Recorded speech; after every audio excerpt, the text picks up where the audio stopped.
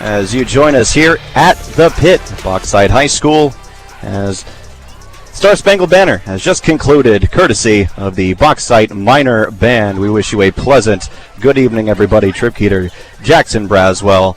Jax, it is an honor, a privilege, and a blessing to join you here tonight, and I'm going to do so all season long. Welcome back to high school football. Yeah, it almost feels surreal that it's football time again. Yeah, absolutely. Wouldn't want to have it any other way for it to be a nice, balmy, near 100-degree evening here in Bauxite, but looking forward to a great matchup to start the season off. Yeah, we'll take a look at the game forecast here momentarily, because thankfully, thank the Lord, it is not going to be just as hot or as humid as it has been in the last couple of weeks, and I'm sure our weather guru Damon back at the studio can confirm that for us, because it has been just a hectic thank you, Damon. It has been a very hectic week, just not only from a weather standpoint, but also just around the world and here around the nation. And what I'm happy about that it's football season.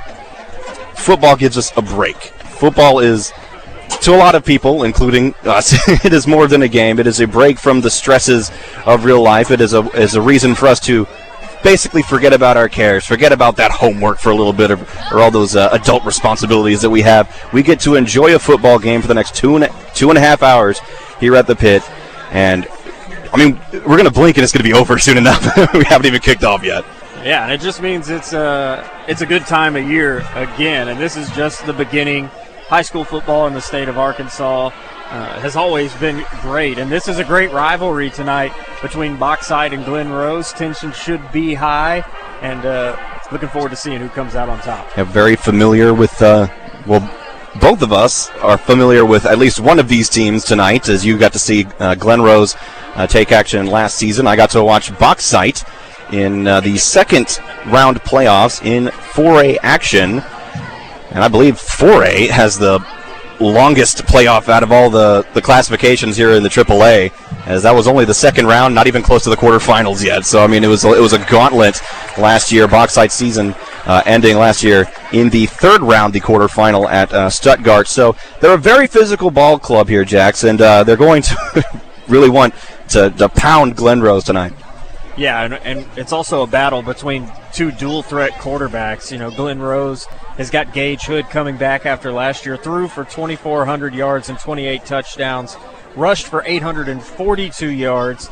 He accounted for 47 total touchdowns for the Beavers last year. Then you turn it over to sophomore Wyatt Foreman, joined the varsity squad after accounting for 10 touchdowns on the freshman team, came onto varsity and just ended up with over 1,600 yards rushing, 1,500 yards passing, 48 touchdowns. So between these two quarterbacks, you've got 47 touchdowns, 48 touchdowns. It's a matchup of underclassmen quarterbacks with a lot of production. This is going to be a lot of fun. I'm thankful that you're the numbers guy, because I could not keep up with that at all. As you can possibly hear, that is the PA announcer behind us, because Bauxite High School hooked us up with a fantastic spot right here at the Pit. We are outside in front of the press box, right behind the home bleachers. And the Pit, if you haven't been, is one of those rare gems of a stadium where there is no track surrounding the football field, and that says something considering that we are in the state of Arkansas, the track capital of the world. So for us to be this close to the football field, I mean, we have a fantastic view, Jackson, so hopefully we'll be able to see every bit of the action. Yeah, it almost feels like we're sideline reporters tonight. We're going to be right on top of the action. And Trip, you talked about how each of us saw one of these teams once last year, but I will say in these early season hot games, in the first two last year, the team that won was the team that cramped the least. So I'm going to be interested to see who hydrated the best, who conditioned the best. You know, there's going to be a lot of intensity in that first quarter, especially with it being a rivalry. Who's going to be able to hold up for 4 quarters? That's going to be interesting. A wise man once said, hydrate or dihydrate. And hopefully we see 0 cramps here tonight. That'd be preferred. But we're going to see how many of these guys drank enough electrolytes, drank enough water. If you were sitting here right next to us, you would see I have at least 1.5 liters of water right in front of us. So we are just getting started here live from the Pit, and we will continue our coverage here in a moment. You are listening to the Buzz Radio Network High School Game of the Week. In my family, service isn't something we watch from a distance. And the 3 generations of ladies in my family don't just carry the name, we carry the license. Christine Roller, my grandmother, Sue Roller Jenkins, my mother, and me, Renata Jenkins Byler. 3 generations of women, all licensed funeral directors. All 3 personally waited on families. We don't just oversee funerals, we serve families. That's a legacy of service you won't find anywhere else in Central Arkansas. Roller Funeral Homes, with all our respect. At the Electric Cooperatives of Arkansas, power isn't about profit, it's about people. We don't answer to Wall Street shareholders. We answer to our members. Every farm, home, and business matters to us. Every decision we make, every pole, every line, every light switched on is made to keep our members' power reliable and affordable. It's our members, living and working across Arkansas, that matter. We're better connected together because members matter. To the Electric Cooperatives of Arkansas. Hurt by a big rig. Insurance company wants a quick settlement? Don't get taken advantage of. Jay Martin handles all injury claims. Get a lawyer that remembers your name. Don't delay. Call Jay 24/7, 501-951-1333. Don't delay. Call Jay. What if someone did play-by-play of your life? Example, what would it sound like if you visited, say, Genesis of Conway? There's the arrival. Look at the reaction on that face at seeing a dealership that is so luxurious. And going for a test drive now of a GV80, and the smile is huge. And here it comes, the big play, $8,000 off the price of that very same GV80. Let's hear it again in slow motion.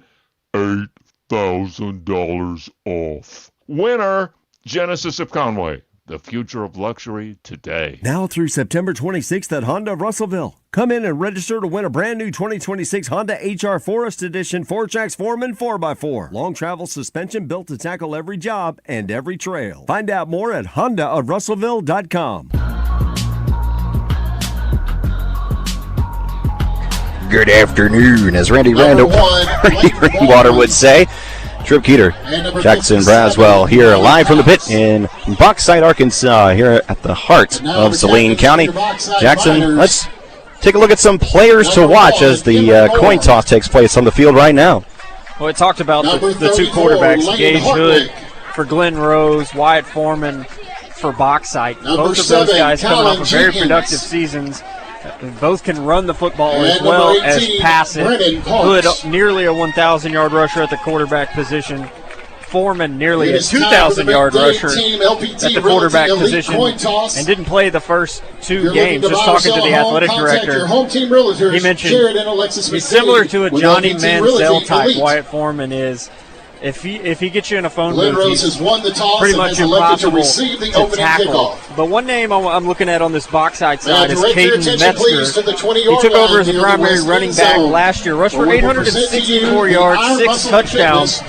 But head coach Perry believes that he could be a 2,000-yard guy this year for the Miners, and that tells you a lot about the style of play Bauxite wants to play. If they have a quarterback that rushed for 16, they want the running back to get 2,000. They want to pound the rock early and often. So the Bauxite Miners have won the opening coin toss, deferred their option to the second half. So in approximately 6 minutes, it'll be the Glen Rose Beavers receiving the opening kickoff. Jackson, standing here right now, up on top of this, I call it a concourse. It's kind of a hill, if you will, at the pit.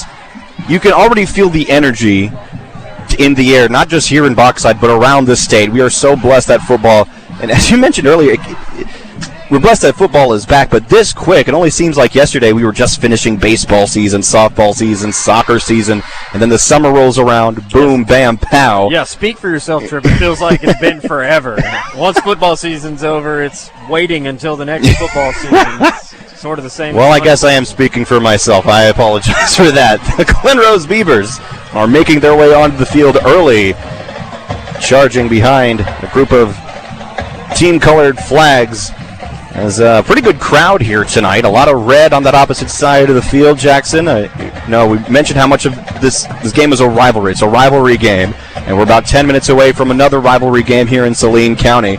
And I believe it's first time in roughly 20 years. Don't have a exact number on that since that Bryant was hosting Benton in a Salt Bowl, so I know that place is hopping right now. But you know what I really respect a lot about Bauxite? They have become their own. They aren't just staying in the shadow of Benton and Bryant. They're not just that little town, that little blue-collar town that just so happens to be next door to Benton and Bryant. No, they are Bauxite, Arkansas, and that shows that hard-working, hard-nosed mentality of being your own is shown on the football field. And it also shows how much talent there is in Saline County. This is true. There are a lot of good football teams in Saline County. And, Tripp, this game last year was close. Glen Rose and Bauxite played each other to start the season last year. Glen Rose won the game 36-26. Bauxite thinks they're the better team this year, but if that score from last year is any indication, we might be in for another close game. I would absolutely love a close game. You know, Bauxite loves to run that spread offense, but they also keep it on the ground for the most part. They will hit you in the mouth when given the opportunity, and we've seen, at least I have seen that firsthand, and they are not ashamed to do just that. We are 3 minutes away from kickoff. Football is finally here, and we will bring you kickoff here on the High School Game of the Week on the Buzz Radio Network. I'm Laura Landro, CEO of Entergy Arkansas, and we have a plan for our growing state. We're building new, more fuel-efficient power plants to keep up with your energy needs. We're reducing outages, and we're ensuring Arkansas has the power it needs to help attract new industry and better jobs, all while keeping rates below the national average. Like most Entergy employees, I'm from here, and we're committed to creating a brighter Arkansas today and for the next generation.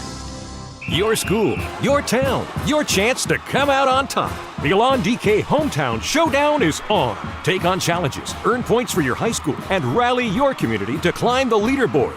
Your school could compete for a $25,000 donation. Ready to show some hometown pride? Text SPIRIT to 71057 to get started. The Elan DK Hometown Showdown. Which high school will come out on top? No purchase necessary. See dkfuel.com/hometown showdown rules for eligibility and official rules. Clogged drain, hidden leak, dreaming of a new kitchen or bathroom? Midtown Plumbing and HVAC has you covered, providing professional leak detection, drain clearing and cleaning services, complete bathroom and kitchen remodels, and now full HVAC services for your home or business. Fast service, quality workmanship, trusted local experts. For all your plumbing and HVAC needs, call Midtown Plumbing and HVAC today. That's Midtown Plumbing and HVAC. Find them at midtownmechanicalservices.com.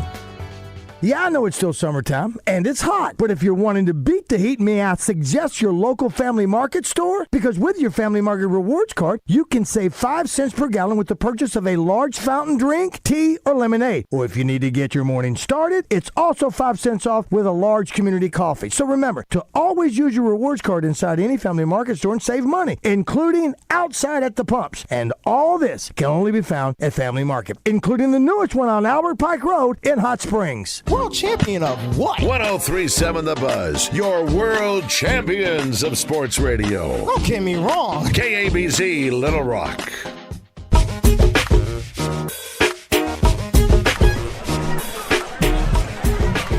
It is football time in the natural state. Hallelujah. Thank the Lord. We have exactly 1 minute on the official game clock here in the pit, and you can tell we are so excited that I am already stumbling over my words. Jackson, alongside Jackson Braswell, I'm Tripp Keeter, welcoming you officially to the High School Game of the Week here on the Buzz Radio Network. Real quick before we kick this thing off, I thank our great sponsors that have given us the ability to be here. Electric Cooperatives of Arkansas, serving 60% of the great state of Arkansas, providing reliable and affordable power, your local energy partner. And did you know Roller Funeral Homes won Best of the Best year after year because they take pride in serving your family with all their respect. RollerFuneralHomes.com. And you heard a familiar voice talking about Midtown Plumbing. They do residential and commercial plumbing all over central Arkansas. It has a 24-hour emergency plumbing service, MidtownMechanicalServices.com. And Entergy Next Generation Arkansas has better power, more jobs, and a brighter future. And last but not least, DK Fuel. Join the Elan DK Showdown. Text SPIRIT to 71057 for a chance to win $25,000.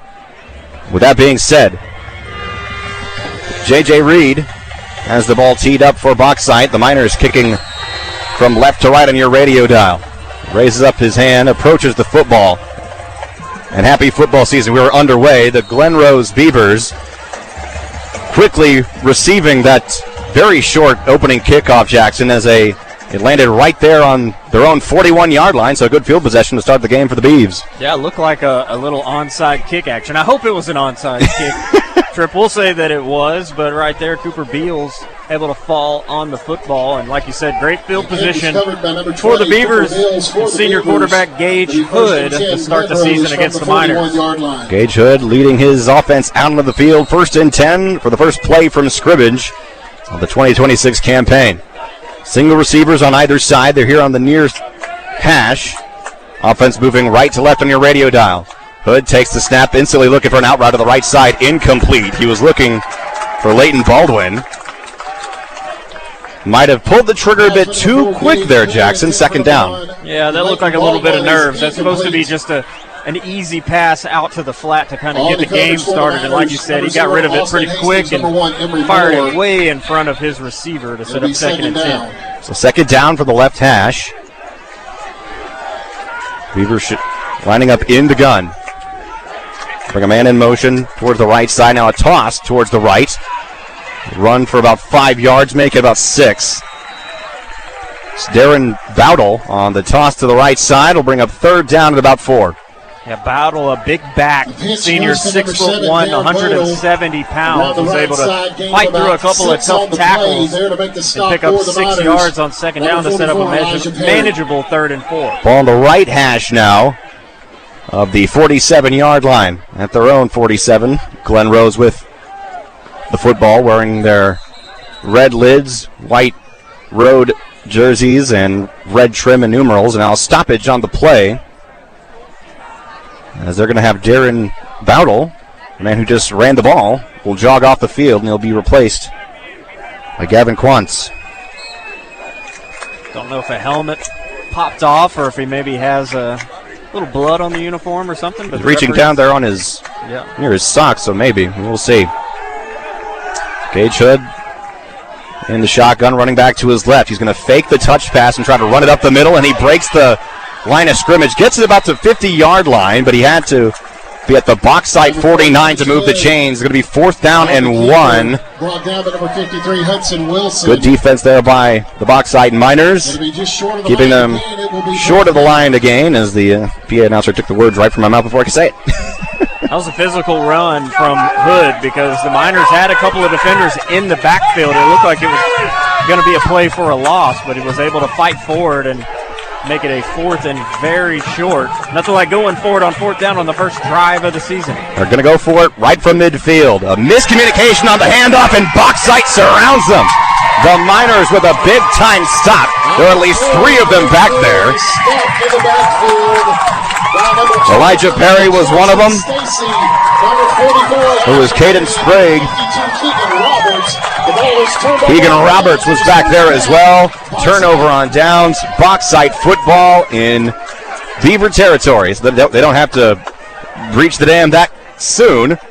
They are starting from scrimmage at the Glen Rose 49. Yeah, Jackson Stacy in the backfield as well, but that was just a little miscommunication on the 4th down play. Foreman will hand the ball off up the middle. That's Metzger. A gain of about 1 right up the middle through the A-gap, 2nd down. Bauxite in their all-black uniforms with silver trim. And those chrome silver decals on their helmets, a very, very clean look. 2nd down and 9. Right in the middle of the hashes at the Glen Rose 48-yard line.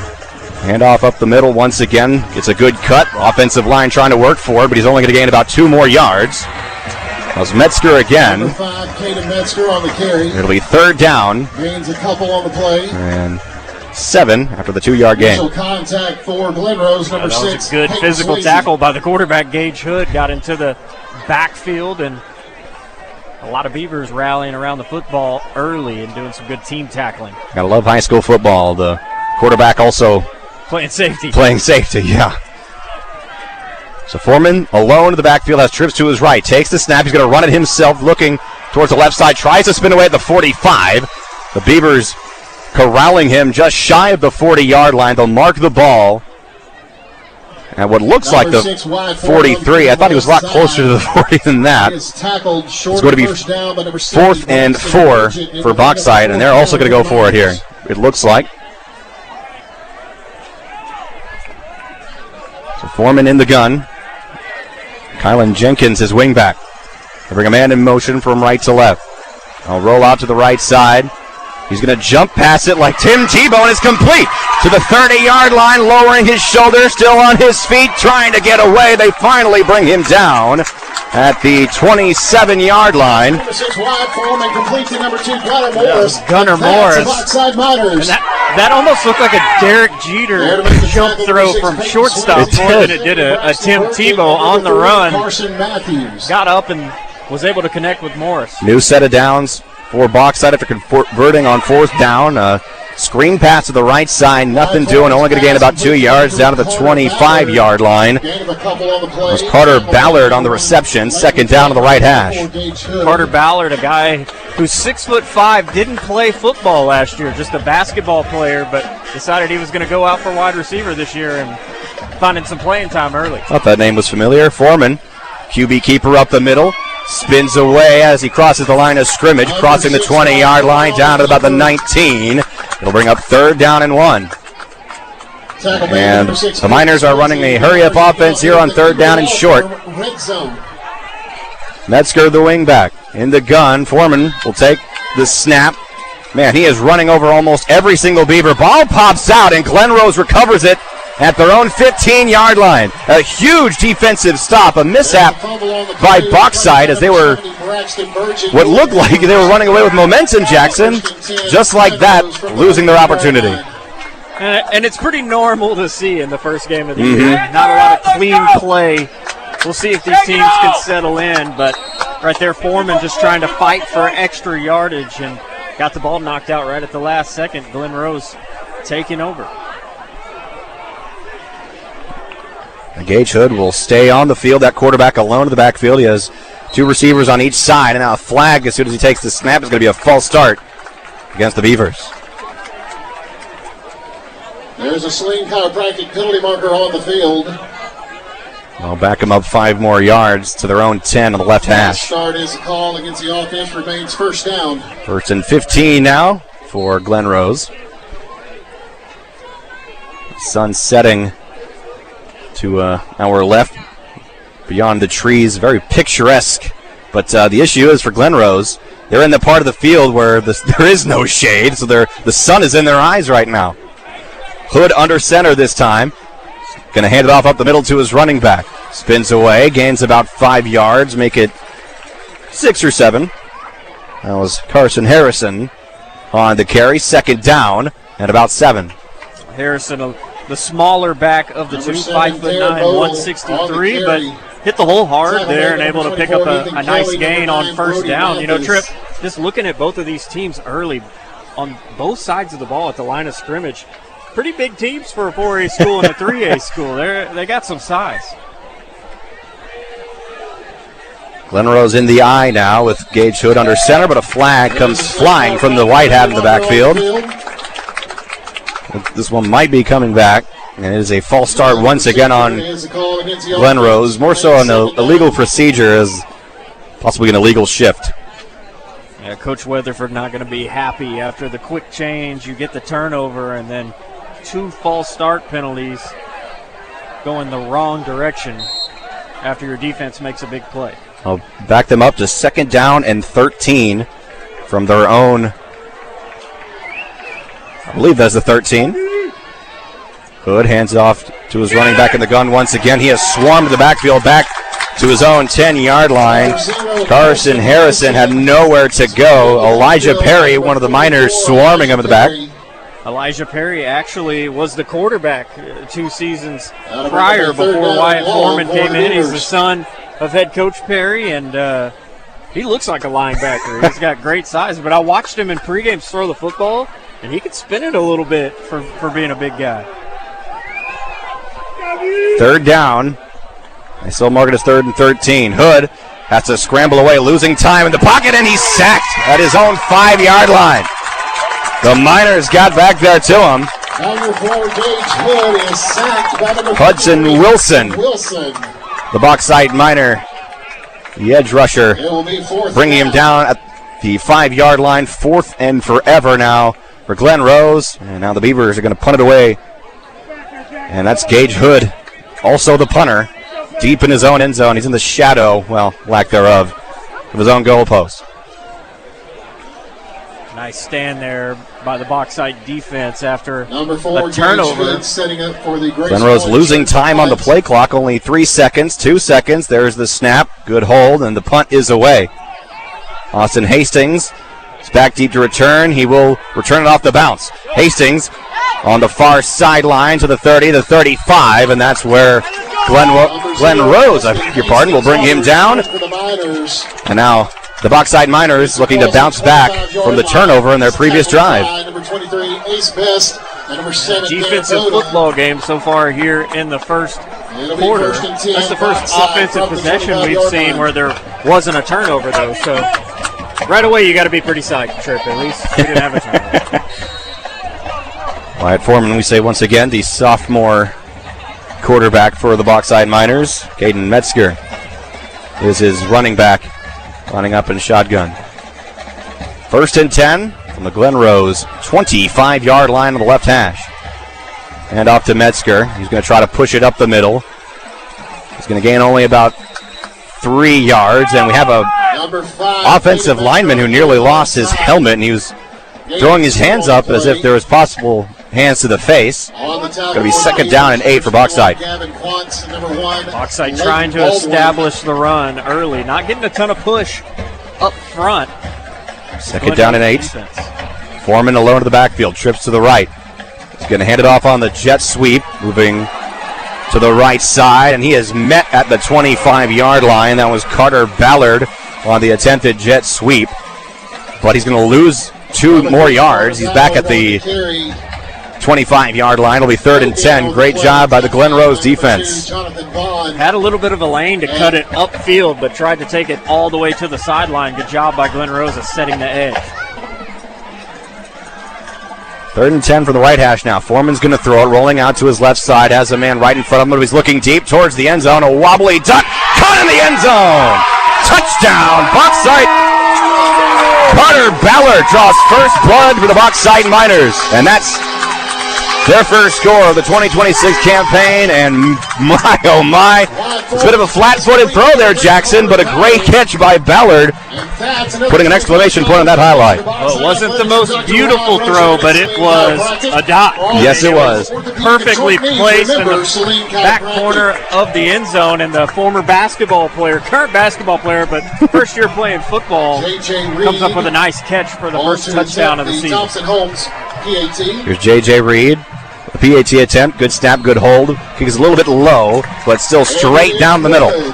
With 4 minutes 18 to play in the first quarter, Bauxite leads Glen Rose 7-0. And with that, we're going to take our first break of the game. You're listening to the High School Game of the Week on the Buzz Radio Network. The hymn says, when peace like a river attendeth my way. Attendeth means it walks with you. It comes alongside you. For families walking through loss, peace does not come all at once. I'm Renata Jenkins-Byler. For 3 generations, God has placed it on my family's heart to walk beside Arkansans and help guide them towards peace and to make sure nothing is left undone. It is our greatest honor to help families reach their place where they can say, it is well. Roller Funeral Homes, with all our respect. Shipments of spring and summer fashions are arriving at Bell & Sword. That means swimwear from Saks, Peter Noir golf wear and shirts, Johnny O's store within a store. Be sure to check out the Faraday line and Martin Dingman shoes and leather goods. So hurry in for a great value on quality men's clothing at Bell & Sword for your spring and summer items, and you'll look fantastic. Bell & Sword, 1011 Oak Street in downtown Conway on Facebook and Instagram.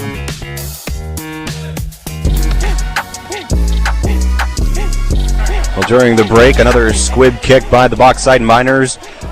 Recovered and basically kneeled at their own 45-yard line. Glen Rose will have 1st and 10 on the left hash. 1st and 10 from the 45-yard line.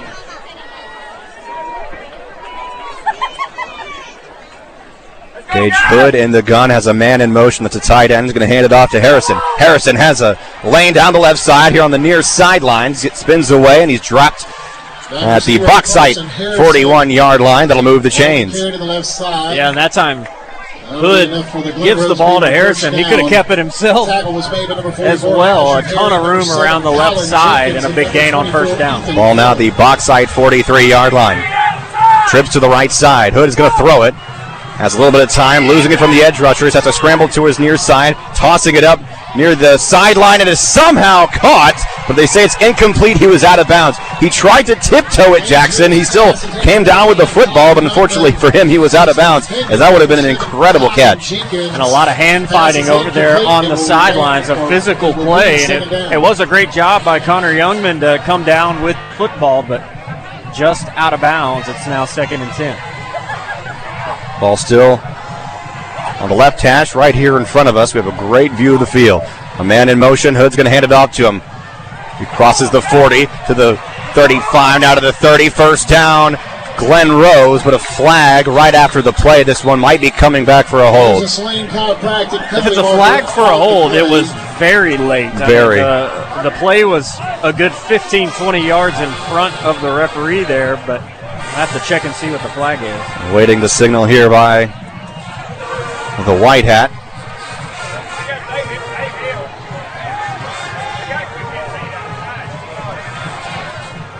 And it is a holding. Call against the offense. Replay 2nd down. So this will push Glen Rose back to the 50-yard line. Ball on the right hash now. 2nd down and 17. 3:40 to play. Bauxite leads 7-0. Gage Hood in the gun. Trips to his left. Takes the snap. Looking to his left. Has to escape the rusher. Running towards the far sideline. Leaping a man as he goes out of bounds. And that's going to be a flag because you can't jump like that and try to hurdle a player, Jackson. So that might be a penalty on Glen Rose. Yeah, on Gage Hood. Not allowed to hurdle in high school football, and tried to go for the leap and was undercut. So not only did he pay for it by getting undercut, but he also paid for it with the penalty. Ended up going almost upside down. Waiting the call here.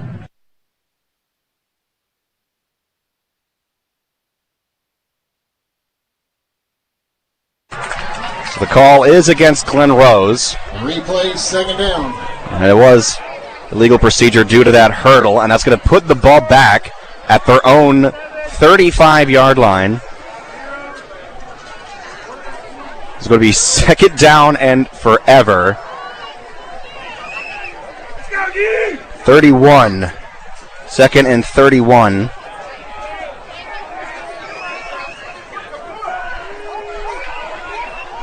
For the Glen Rose Beavers on the right hash. Hood's going to try to take it up the middle on a QB keeper. Nothing doing, only a gain of about 1. He was swarmed by the entire defensive line for Bauxite. It'll be 3rd down and about 30.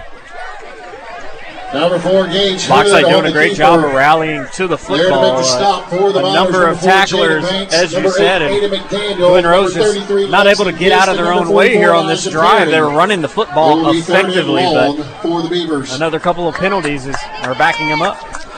Ball now right in the middle of the hashes at Glen Rose's own 36-yard line. 2 receivers on either side for Gage Hood. Hood drops back, looks, has a bit of a hole. He's going to try to run it himself and doesn't gain a yard. He was chased down from behind by guess who? Elijah Perry. If he gained a yard, he'd be very lucky, but it's 4th down and at least 29 yards. Yeah, really impressed with Perry, a guy who was a former quarterback, had an injury that forced him out of that position and has come back bigger and stronger and looks really good on the defensive side of the football. 2:15 to play here in the first quarter. And now a snap, a high snap on the punt. Hood is going to have to chase it down to his own 10, picks it up at the 5. He has nowhere to go. He's back in his own end zone. The ball is dropped, and the Miners pick it up in the end zone. Touchdown, Bauxite. We have a big man touchdown.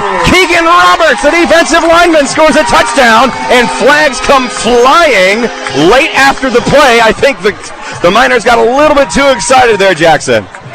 Yeah, it looks like there was a number of late flags thrown there, one by the referee in the end zone, another at the 10. But just a wild play. I don't know what Gage Hood was thinking on that play. It almost looks like he was trying to decide whether or not to just get the safety and throw it out of the back of the end zone or try to pull it out, and in the process drops it directly in front of a number of Miner players. And Bauxite with a big momentum changer here in the first quarter. Makes it 13-0 pending the PAT. And yeah, to your point, you got to feel bad for Gage Hood because he absolutely panicked in that moment. That had to be super overwhelming.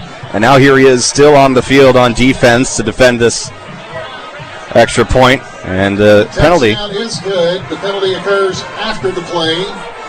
The penalty stands as a... I didn't see anything excessive on the celebration either that would warrant a penalty there. It must have been words. There might have been some no-no words. Good snap, good hold. PAT is up, and it is good. 14-0 our score. Bauxite leads Glen Rose early with 2:02 remaining here in the first quarter of play. An insane play to extend the lead for Bauxite.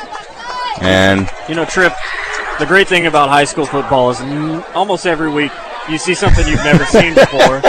And I don't think I've ever seen that one where he was able to get back to the football after the high snap, and he had an opportunity to either turn around and punt it anyways, throw it through the back of the end zone for a safety, and he chose option C, which was to just drop the football. That was one of those plays that, as you watched it happen, it looked like it was happening in slow motion because it looked like he had a little bit of space to, rush the punt away and get it out of there as quick as he could, but instead, like you said, it looked like he was rolling around in the pocket almost, trying to figure out what he wanted to do with the football.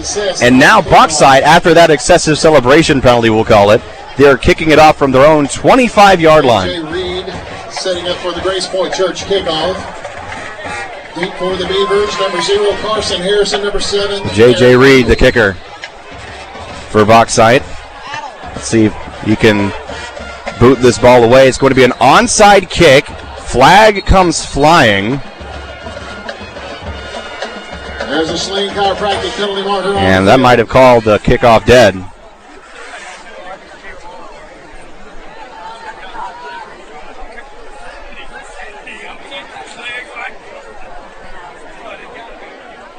Illegal procedure was a call against the Miners. I think Bauxite crossed the line a little too early on the kickoff, so now they're at the 20-yard line.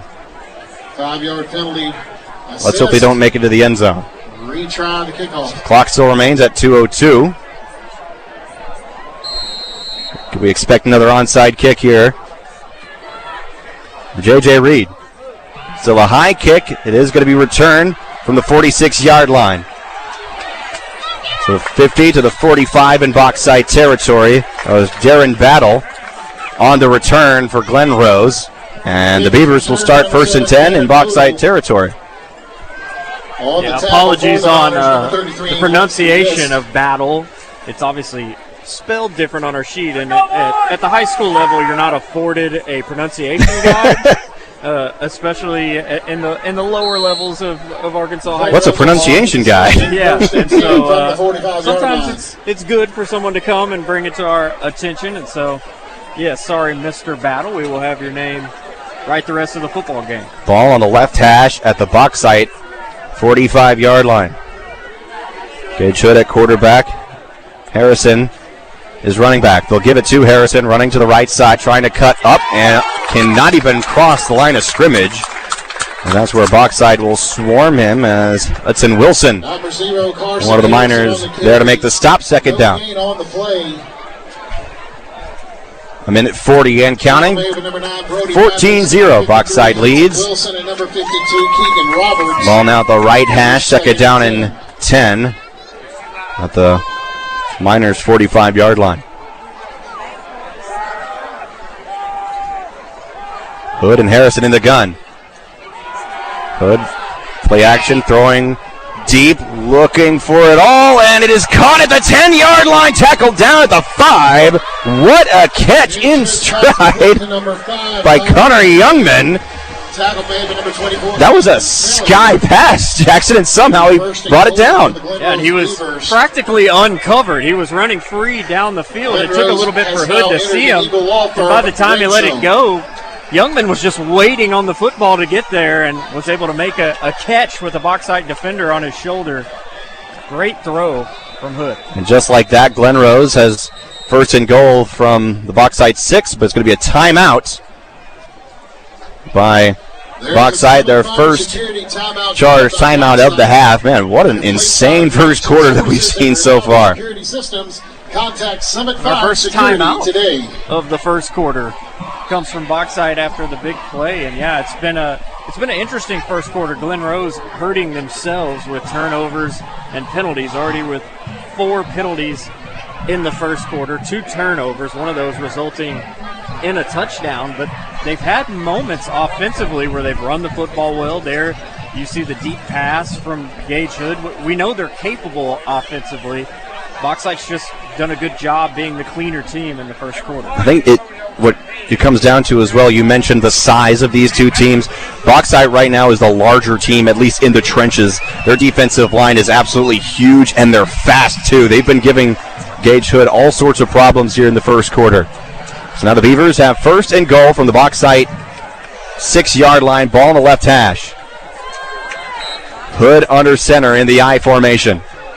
They're going to hand it off up the middle to the 5, to the 2. He's stopped just shy of the goal line. Big stop by Bauxite. Carson Harrison again on the carry, just shy of the goal line. Looks like a pretty big running lane over that right side. From our angle, it looked like it might be a walk-in touchdown, but that hole closed up quickly, and once again, Bauxite doing a good job of gang tackling, getting multiple taps to the football to keep the Beavers out of the end zone. Looks like Glen Rose going to go for one more play before the end of the quarter, 15 seconds and counting on the game clock. Ball right in the middle of the hash at the 2-yard line. They're going to give it up the middle again. Has he crossed the plane? No signal yet by any official. And there go the arms up in the air. Touchdown, Glen Rose. Touchdown, Glen Rose. Number 4, Gage Hood on the quarterback keeper, just able to fight enough to get into the end zone. Nice response there from Glen Rose after 2 straight scores from Bauxite to cut that lead in half. Right at the end of the first quarter, Glen Rose puts themselves on the board. And now Irvin Gayton will be kicking the extra point to close Number 8, Irvin Gayton, first quarter. Leighton Baldwin on the hole. Good snap, good hold. The kick is up and has plenty of distance, almost disappearing into the woods. It is good. So to end the first quarter of play, your score, Bauxite 14, Glen Rose 7. We'll be back with the second quarter of the high school game of the week of the Buzz Radio Network. At the Electric Cooperatives of Arkansas, power isn't about profit, it's about people. We don't answer to Wall Street shareholders. We answer to our members. Every farm, home, and business matters to us. Every decision we make, every pole, every line, every light switched on is made to keep our members' power reliable and affordable. It's our members, living and working across Arkansas, that matter. We're better connected together because members matter. To the Electric Cooperatives of Arkansas. Clogged drain, hidden leak, dreaming of a new kitchen or bathroom? Midtown Plumbing and HVAC has you covered, providing professional leak detection, drain clearing and cleaning services, complete bathroom and kitchen remodels, and now full HVAC services for your home or business. Fast service, quality workmanship, trusted local experts. For all your plumbing and HVAC needs, call Midtown Plumbing and HVAC today. That's Midtown Plumbing and HVAC. Find them at midtownmechanicalservices.com.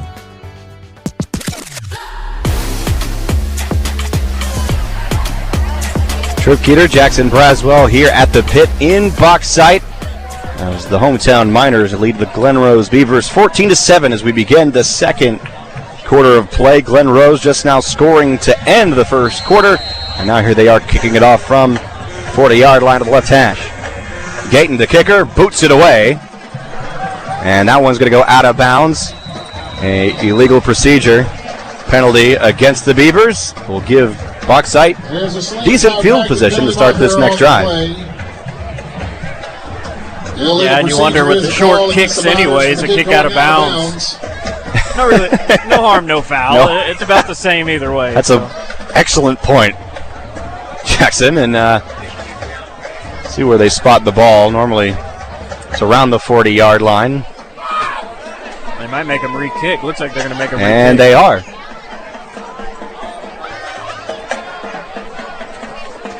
Interesting choice here. So Glen Rose will kick it away once again. No time is ticked off on the clock, evidently, because the ball was not fielded. Number 0, Austin Hastings.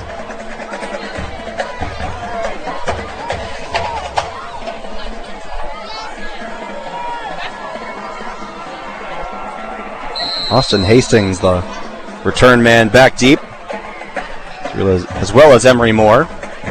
Gayton boots the ball away again. This one will be returned from the 15, and it is a fair catch by Austin Hastings.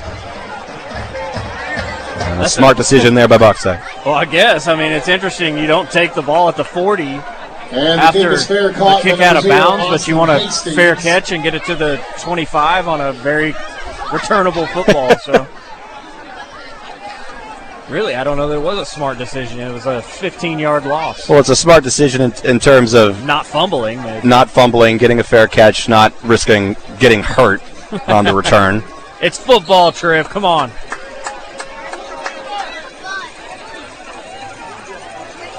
So first down and 10 from their own 18-yard line. They're going to hand it off up the middle to Metzger. And Metzger is swarmed as soon as he crosses the line of scrimmage, gains 2 yards, the 20-yard line. It'll be second down and 8. Metzger on the carry, gain of about 3 on the play. There to make the stop for the Beavers, number 21, Gavin. Ball in the middle of the hashes. Braxton Burgett.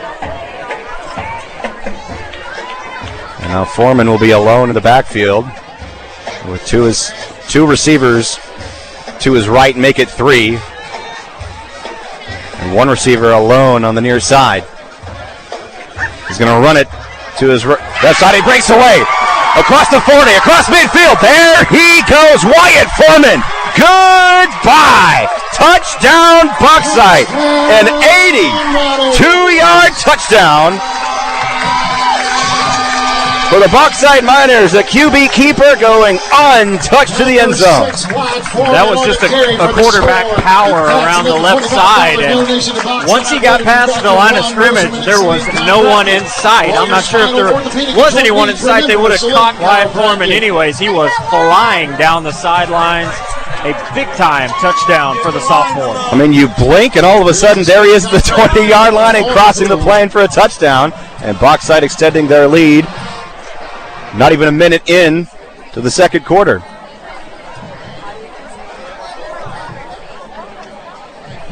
We await the extra point by J.J. Reed, the junior kicker. Austin Hastings will hold for him, and now we're waiting for the officials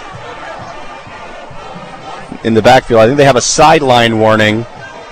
And there was a flag down that we couldn't even see because it was so close to the sideline.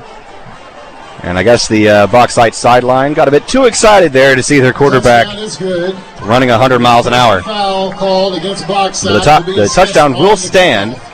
And it's another instance of Bauxite being penalized, and it'll be enforced on the kickoff.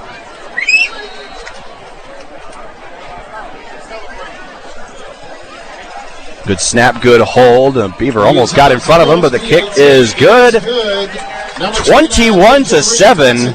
Bauxite is on fire right now, Jackson.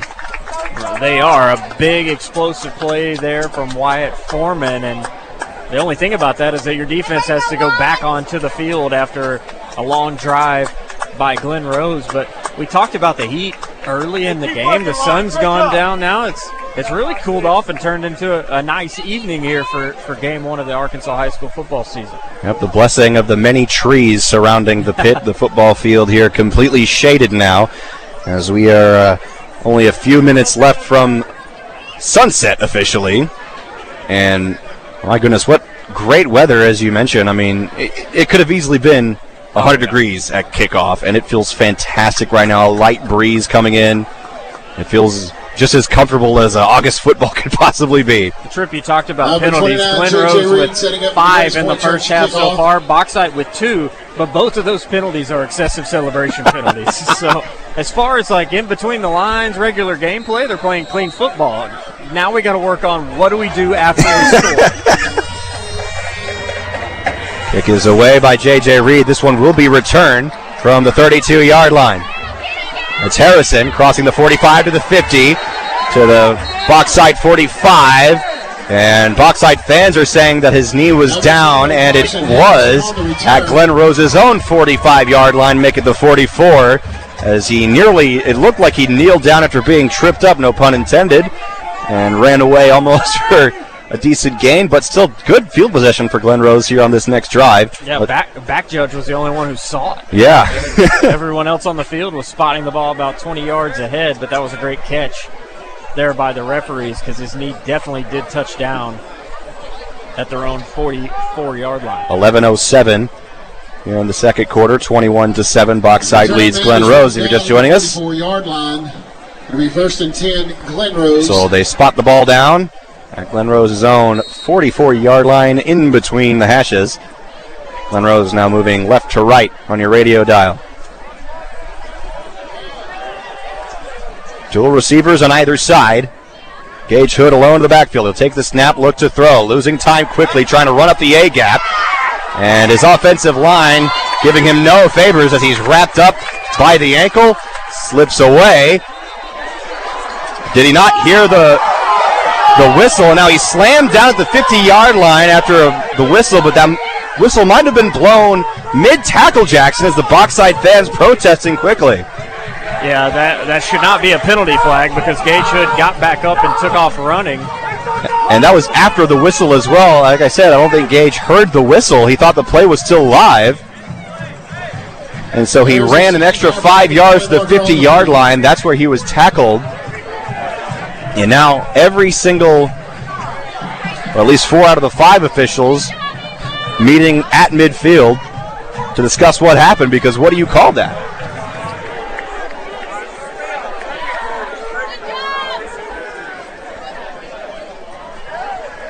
It looks like they're going to pick the flag up, which I think is the best decision. It was not a malicious play. I just think Perry thought the play was still live. And the defender who tackled him, I didn't get a good look at the... Oh, no, they do? They do call it. Wow. 15-yard penalty. Well, I looked down for a moment, and they called the personal foul against Bauxite, and that puts Glen Rose in Miners territory at the 44-yard line. And you can hear the Bauxite fans around us unhappy with that penalty call. And now a timeout, Bauxite. That'll give us a chance to take that timeout. You're listening to the High School Game of the Week on the Buzz Radio Network. For complete fire protection services and reliable security system. Your chance to come out on top. The Elon DK Hometown Showdown is on. Take on challenges, earn points for your high school, and rally your community to climb the leaderboard. Your school could compete for a $25,000 donation. Ready to show some hometown pride? Text SPIRIT to 71057 to get started. The Elon DK Hometown Showdown. Which high school will come out on top? No purchase necessary. See dkfuel.com/hometown showdown rules for eligibility and official rules. Hey guys, Heath Boothby here, Crane Hyundai of Little Rock. We have the Hyundai Getaway Sales Event going on right now. 0% interest on all Tucsons, 0% interest on all Santa Fe's, and 90 days no payments, as well as huge discounts on everything else on the lot, including Palisade, Elantra, you name it. All this happening right now. Crane Hyundai of Little Rock, Hyundai Getaway Sales Event off Colonel Glen. Come see us.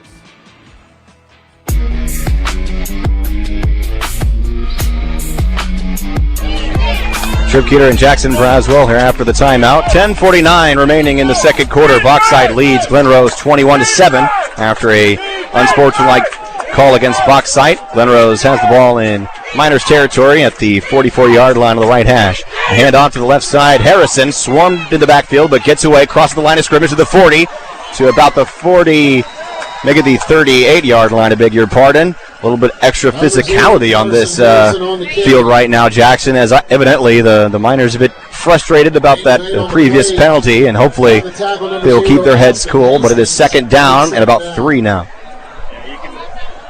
You can definitely tell this is a rivalry game. There's a lot of tension out there on the field, and got to make sure cooler heads prevail as we get closer to halftime. Second and 3 at the 36.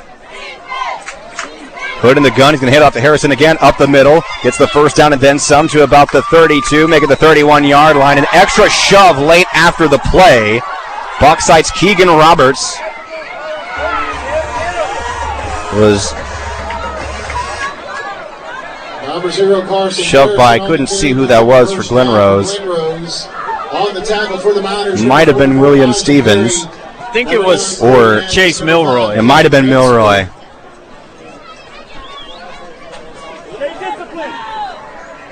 That might have been right at... And he did it right in frund of the referee. Right in front of the referee, no flag call, but nonetheless it is first and 10 for Glen Rose at the Bauxite 31. Handoff, no. Hood fakes the handoff to Harrison and runs it himself up the middle to the 25. Make it inside the 23. It won't move the chains quite yet, as it is a 7-yard gain. Second down and 3. Physical running there from Hood. He delivered the blow on the Bauxite defender. That was Caden Sprague, who was in for the tackle, but I think he maybe took the worst of that one from Gage Hood as he picked up 7. Bauxite defensive tackle Lane Griffin comes charging in as a substitution. Second and 3. Hand off to Harrison, running to his left side to the 20, and he'll move the chains a yard in front of the line to gain. As the Beavers are charging into the red zone now. Picks up the first down for Glen Rose. The momentum right now, Jackson, is on their side. Yeah, Carson Harrison, a freshman at the running back position, 5'9", 163, looking pretty good on this drive. Ball at the Bauxite 20-yard line of the left hash. Hood in the gun. As a man in motion, he'll keep it himself, cutting to his right side, up the middle, 15, down to the 12-yard line. So the Beavers are picking up some good yardage on this possession, Jackson. Almost every single play has been for about 6 or 7 yards. Oh, I said it again. Dang it.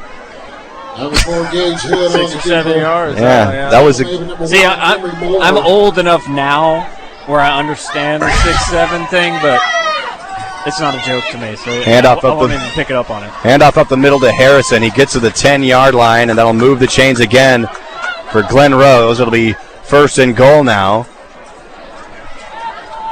So it seems to be a little bit of a pattern here. 7 yards and 3. 7 yards and 3. They're moving the ball steadily here on the ground. Yeah, take that all day, and it's been all on the ground so far this drive. No pass attempts yet by Glen Rose, and I don't see any reason to change things up here in the red zone. First and goal from the Bauxite 10-yard line, middle of the hashes.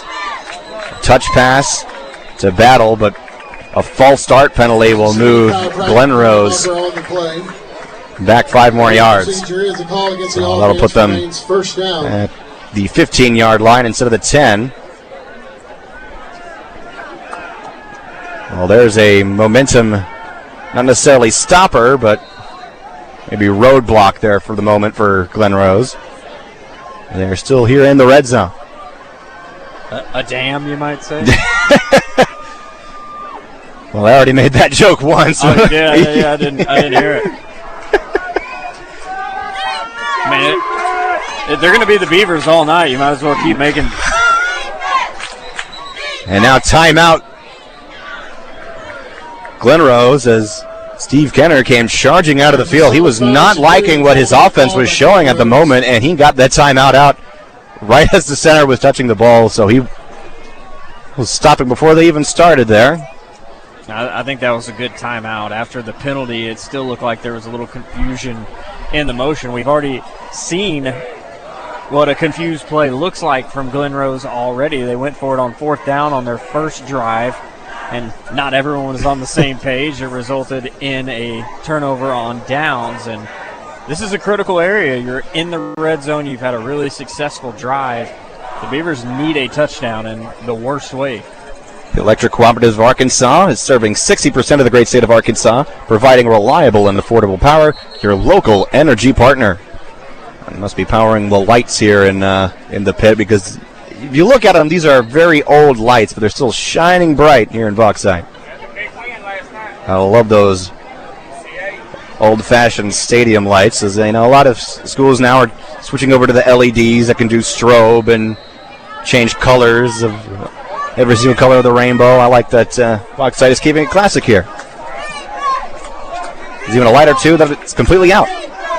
It's now 1st and goal from the 15-yard line for Glen Rose. Play action, rolling out to his right. Hood has to move to his left side now, and he throws it, and it's going to fall short of the 5-yard line. He was looking for Leighton Baldwin, who was not open. 2nd down and goal. Yeah, that was a nice decision there from Hood, just to throw it out of harm's way, get it out of bounds, and live to fight another down. 2nd and 15.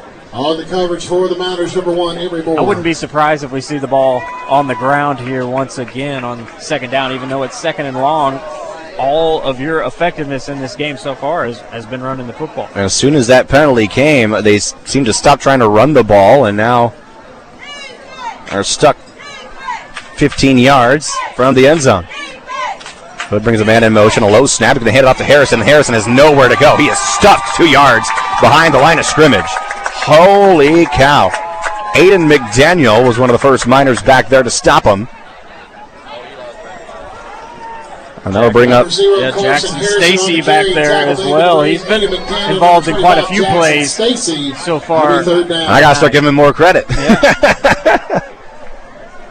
He's been a little chippy as well. He's one of those guys that after the play, he doesn't mind finishing all the way through the whistle and maybe a few seconds after it as well.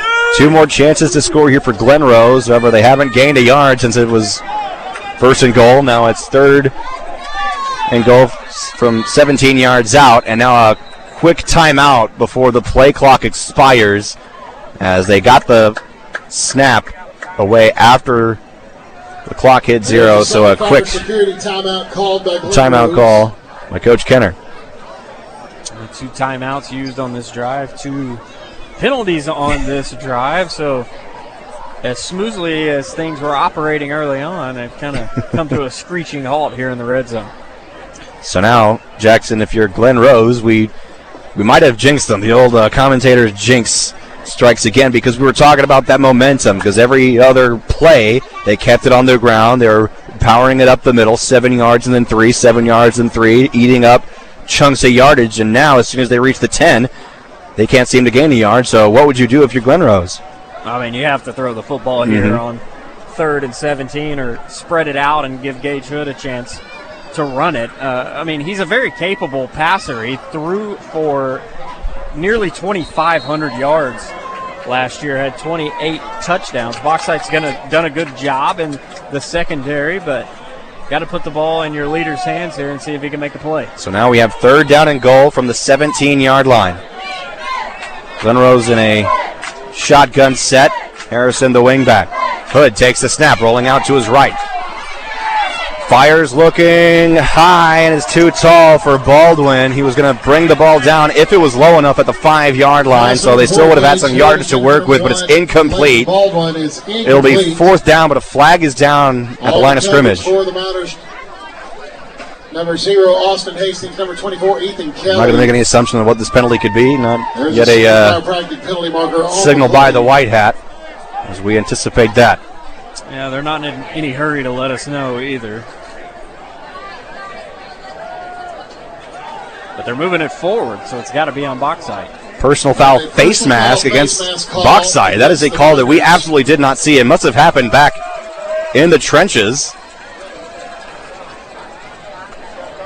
Because, I'm not going to lie, Jackson, I was paying attention to the football and did not see that at all. Yeah. It's still going to be 3rd down, but the penalty puts the ball at the 8-yard line. So a little bit of a breath of fresh air for Glen Rose. Difference between high school and college. It's not an automatic 1st down on a play like that. In the I formation now with Hood under center.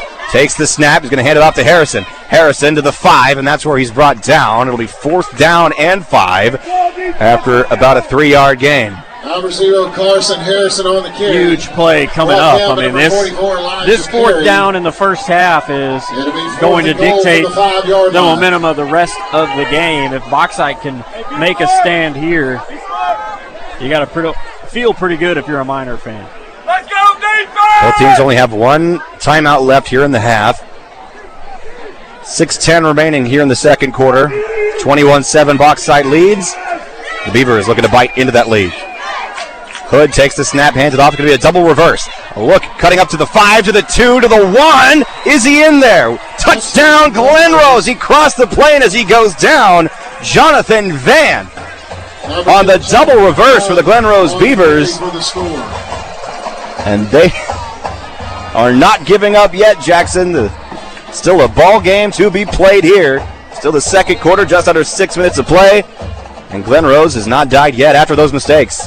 Coach Keener dialed it up right there on 4th down. It was hard for even me up here in the broadcast area to tell who had the football. Yeah. The double reverse and then good tough running to get into the end zone. Glen Rose back in the ball game. They're not going to let Bauxite pull away here in the first game of the season. Irvin Gayton's PAT is good. 21-14. Bauxite with a 7-point lead.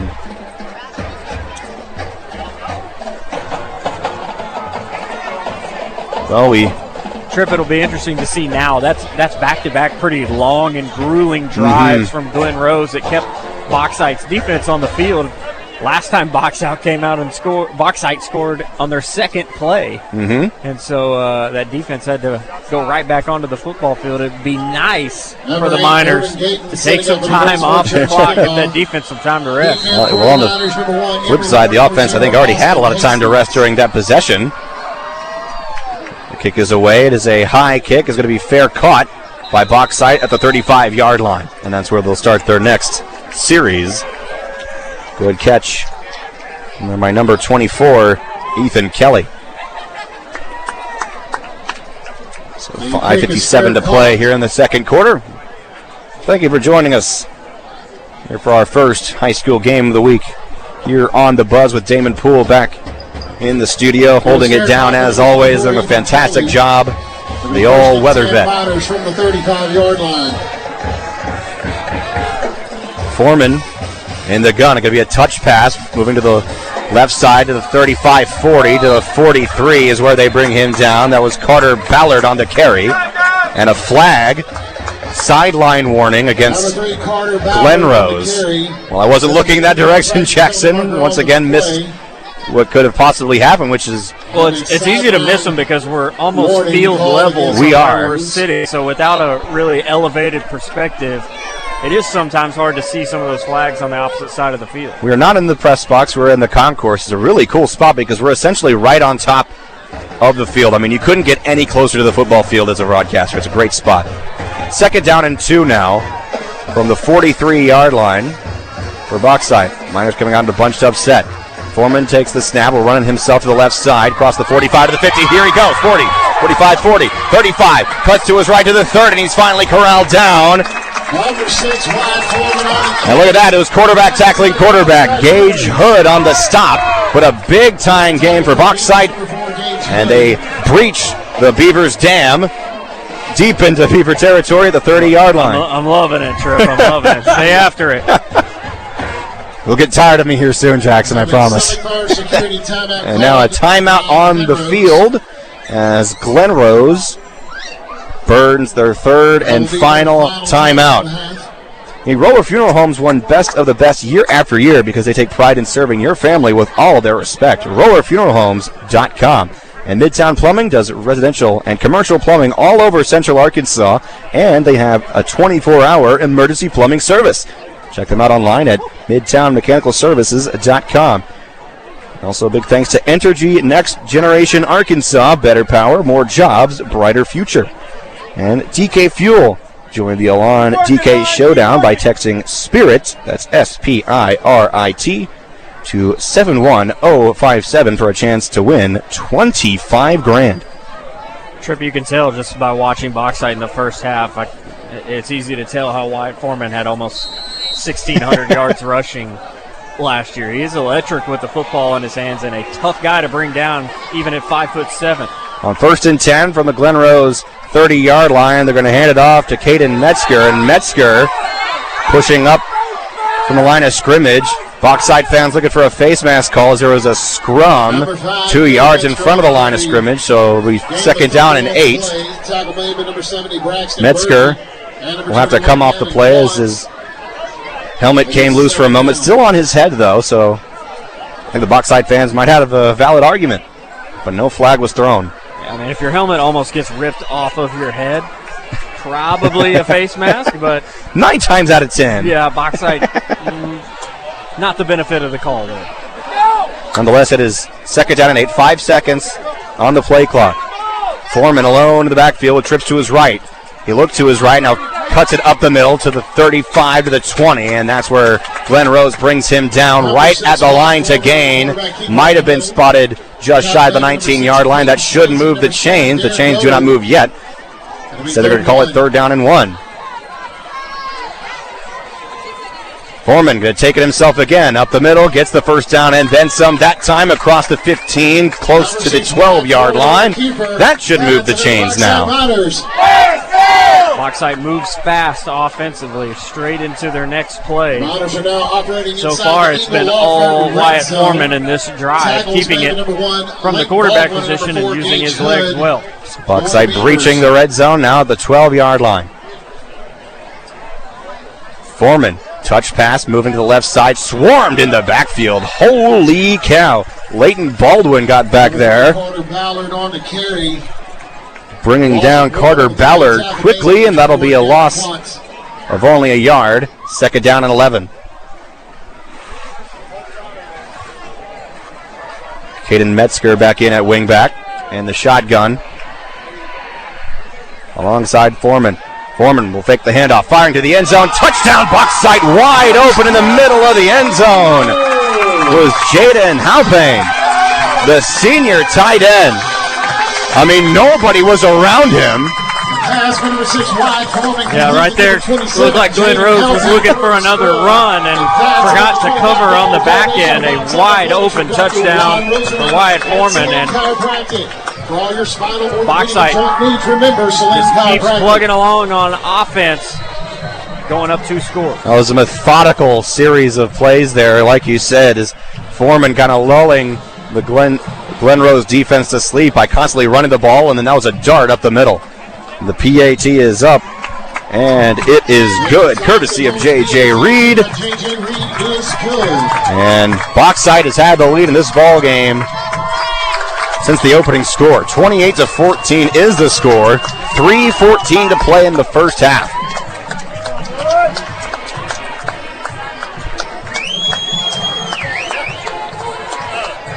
Back and forth game, like we anticipated, Tripp, and both fan bases in it. It's interesting. We've talked about how close we are to the field, but we are surrounded by the fans. So I kind of like it up here. I feel like college game day. You know? Yeah, it is. It's a pretty interesting atmosphere to call a game in. You know, last season when I was calling games for Mills, their final game of the regular season was at Lone Oak. Lone Oak was in the process of building a new press box, was not ready yet, had no power, so we were in the second row of the visiting sideline. Thankfully, it was a camera-only broadcast so people could see what was going on. But I've been in some interesting setups, and I kind of like it out here being amongst the fans. Lone Oak hosting Stuttgart tonight. Ooh. And actually had the lead late in the first quarter against the Ricebirds, who are thought to be a state champion contender. Reed boots the ball away, and Glen Rose is letting it roll. It goes all the way back to the end zone. And a smart play there by Carson Harrison. It was a little bit tricky, though, because had Bauxite been running full speed, they could have recovered the football, but they do not. So instead it goes to the end zone for a touchback. I like the call there from the Bauxite coaches, kicking it deep, not giving Glen Rose good field position with only 3:14 on the clock. They trust their defense enough to stop Glen Rose from going the length of the football field. So as you said, 3:14 remaining. I'm going to adjust my microphone there, Jackson, because I don't like hearing myself peak. I might be too loud sometimes. So The Beavers will take over from their own 20-yard line after the touchback. Ball on the right hash. Offense moving left to right on your radio dial. Hood in the gun. His running back is Harrison. Hood will toss it on the out route to Harrison. Crosses the 20 to the 24 is where they wrap him down. Gain of only 3, second down and 7.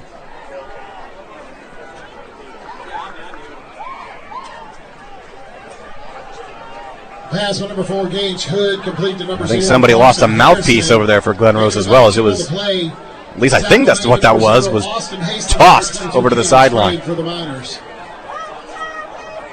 Put in the gun again. He's going to hand it off to, no, he fakes the handoff to Harrison up the middle of the 30, the 35, still on his feet, 40, 45, 50, and that's where Bauxite brings him down.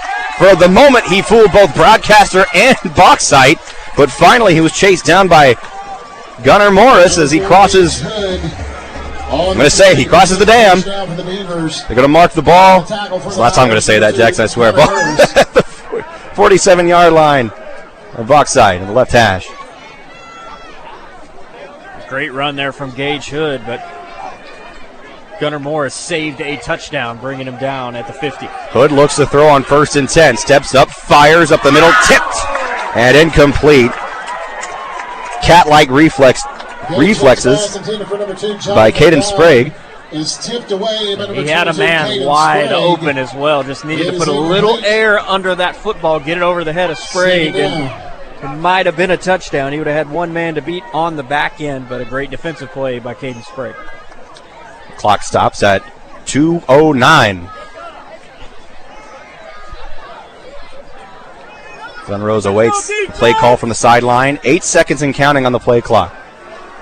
2 receivers on either side. 5 seconds now. Gage needs to get the snap away soon, and he does. Looks to his right side, fires on a screen pass. To the 45, to the 40. Goes Jonathan Van, and he eats up some extra yards. It's going to be 3rd down and 3. Just under 2 minutes to go. Well, thankfully this isn't college football, so there's no 2-minute timeout. That is true. Well, they're going to spot it back at the 40-yard line. 3rd down and 3. Glen Rose in Bauxite territory. The 40-yard line. Hood losing time, fires to the left side, complete. That's Baldwin. Baldwin whips away at the 35. Lowers his shoulder at the 31. He's corralled by 5 different Bauxite defenders. They're going to stop the clock for the 1st down as they're going to mark him down to the 31-yard line. Baldwin is enough for the Beavers' 1st down. That was still a great play by Leighton Baldwin. Make a couple of guys miss to pick up the 1st down. Broke through 2 tackles before the swarm of Miners were able to bring him down. You know, we were talking about Gage Hood earlier on that high snap on the punt, how he got overwhelmed and panicked a little bit. He did a good job on that play, scrambling just a little bit, but still keeping his focus and finding his receiver wide open. So now 1st and 10 from the Bauxite 31, and now a timeout by Bauxite. There's a Summit just a chance to give your guys a little bit of a breather. 1 minute and 3 seconds on the clock before halftime. This is pivotal for both teams. Coach Perry wants to make sure his defense is as rested as possible for this last minute. So we hope you are enjoying our season opener of the high school game of the week here on the Buzz Radio Network. As want a quick thank you and a shout out to Wes Moore, who is the man in charge when it comes to the high school game of the week. He's the guy who schedules these games for us and gets us hooked up with all the athletics programs. So we already have, this is our first of the first 4 broadcasts that we have scheduled. Next week, Jackson, we're having back-to-back games, or at least back-to-back weeks, at War Memorial Stadium as we're going to see the Bowling Bowl. They have a press box. You're missing a press box, aren't you? No. So we're going to be... North Little Rock looked really impressive last night against Rogers. Excited to see how they progress this season in Coach Boulding's 2nd year back at North Little Rock. 1st and 10 from 31-yard line. Hood takes the snap, fires at the middle, has a man wide over the 20 to the 15. He's knocked down from below. He dropped the football, and Bauxite immediately jumps on top of it. Holy cow, the cat-like reflexes of Caden Sprague work again as he jumped on top of that football immediately as it was dropped. But are they going to say the receiver was down, though, as he dropped it? They're going to say he was down by contact. Connor Youngman with a reception. as he was basically knocked down from the knees down, almost going face first, but he's down 1st and 10 from the 15. Hood looks to throw, finds a hole at the middle to the 15, 10, 5 down the far sideline, lowering his shoulder, and he steps out of bounds. Holy cow. He stayed on his feet after running over a man. And Gage Hood is not that large of a human being. He's only about 6'2", 160 pounds. He's 6'3", he's a big guy. Big enough for me. I don't know that I want to step in front of him right now. I wouldn't want to step in front of any of these guys. So now, 1st and 10 from the Bauxite 3. Hood going to QB sneak it up the middle. Did he slip away from the tacklers as there was a scrum? And they're going to say he's down just short of the plane. We have a Beaver, Carson Matthews, at the opposite end of in the back of the end zone. Now going to try to rush it here. A rugby scrum incoming as Hood spikes the ball, so not quite yet. Stops the clock at 26 seconds. So we'll give you some updates on some scores of other games around the state and even out of state, because Pulaski Academy right now playing in Melissa, Texas. You want to talk about a press box, Jackson?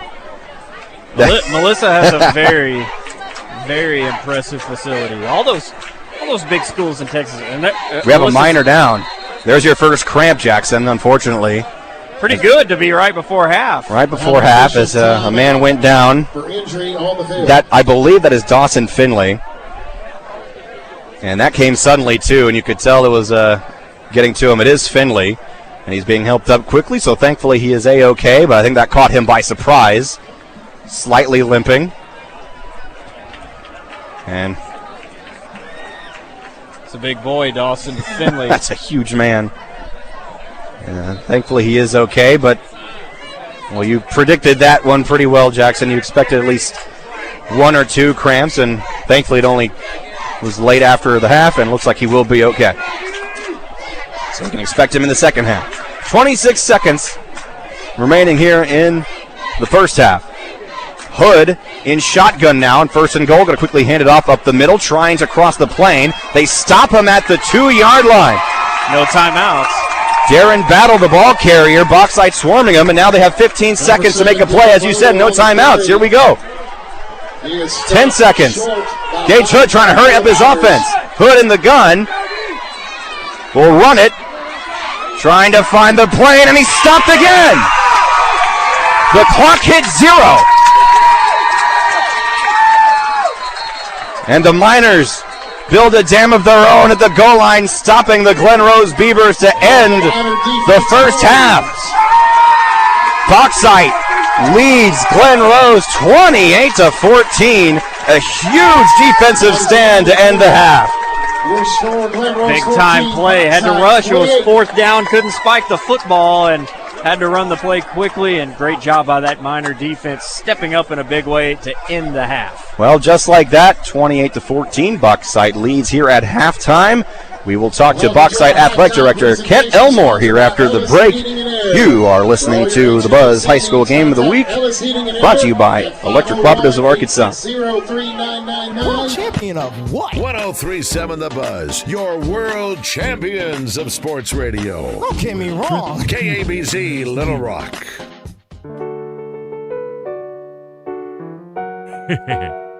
This little light of mine, it isn't loud. It doesn't demand attention. It shows up. It stays steady. It shines when it matters most. I'm Renata Jenkins Byler, and my family has spent generations answering a calling to serve families with care, dignity, and respect. It is our greatest honor to be a light in your family's time of need. Roller Funeral Homes, with all our respect. I'm Laura Landro, CEO of Entergy Arkansas, and we have a plan for our growing state. We're building new, more fuel-efficient power plants to keep up with your energy needs. We're reducing outages, and we're ensuring Arkansas has the power it needs to help attract new industry and better jobs, all while keeping rates below the national average. Like most Entergy employees, I'm from here, and we're committed to creating a brighter Arkansas today and for the next generation. We got the big deals, the big rock. Steve, we've traded for more vehicles than I've ever seen before during our Make This the Summer sales event at the Big Lot. Chris Crane, Dodge Jeep Ram. We sure have, Terry. We've got dozens of vehicles under $25,000, and we've got payments to fit any budget. These vehicles are inspected for safety, and our banks love to say yes. So come see us at the Big Lot. Chris Crane, Dodge Jeep Ram, Alcoa Road in Benton, or online at chriscranecars.com. Hello, I'm Brett Rogers, President of Capital Technology Group. You might know us as Capital Business Machines, but our new name represents our growth as one of the state's leaders in business technology. When you've been around for 80 years like we have, you learn a thing or two about change. But what will never change is our commitment to our clients. We're still the same reliable team here to meet all your technology needs. Capital Technology Group is bigger and better than ever before. Learn more at captg.com. We welcome you back to the pit here at Bauxite High School as the hometown Miners leading the rival Glen Rose Beavers 28-14. You hear in the background the mighty sound of the Bauxite Miner Band. As it is the kickoff of football season, it is also the beginning of band season, one of my favorite traditions.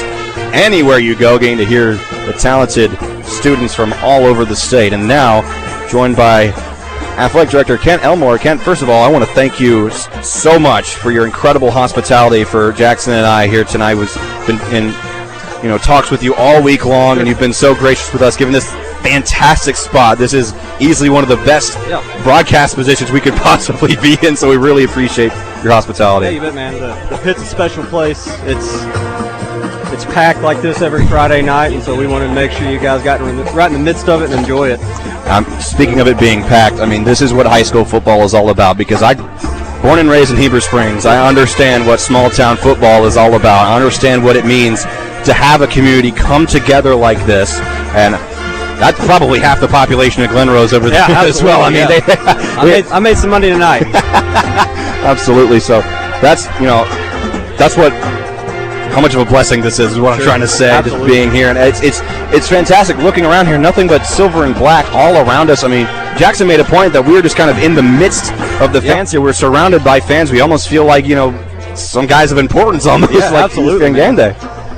But yeah, I mean, the pit's a special place. The Bauxite people are special. It's like this. Our benefit game was sold out. I mean, they love football. They love to support us, and I'm just happy to be a part of it. And hopefully we can get a win tonight. Absolutely. So how are you liking the look of your football team so far? As you mentioned to us earlier before the game, they're a very physical club, as they always have been. That's the Bauxite way. Yeah, we're going to hit you in the mouth. Obviously, we got to clean up some things. I think we got about 75 yards of personal fouls. A lot of that's just jitters. I thought there were some late whistles, but we'll come out. They haven't stopped us yet.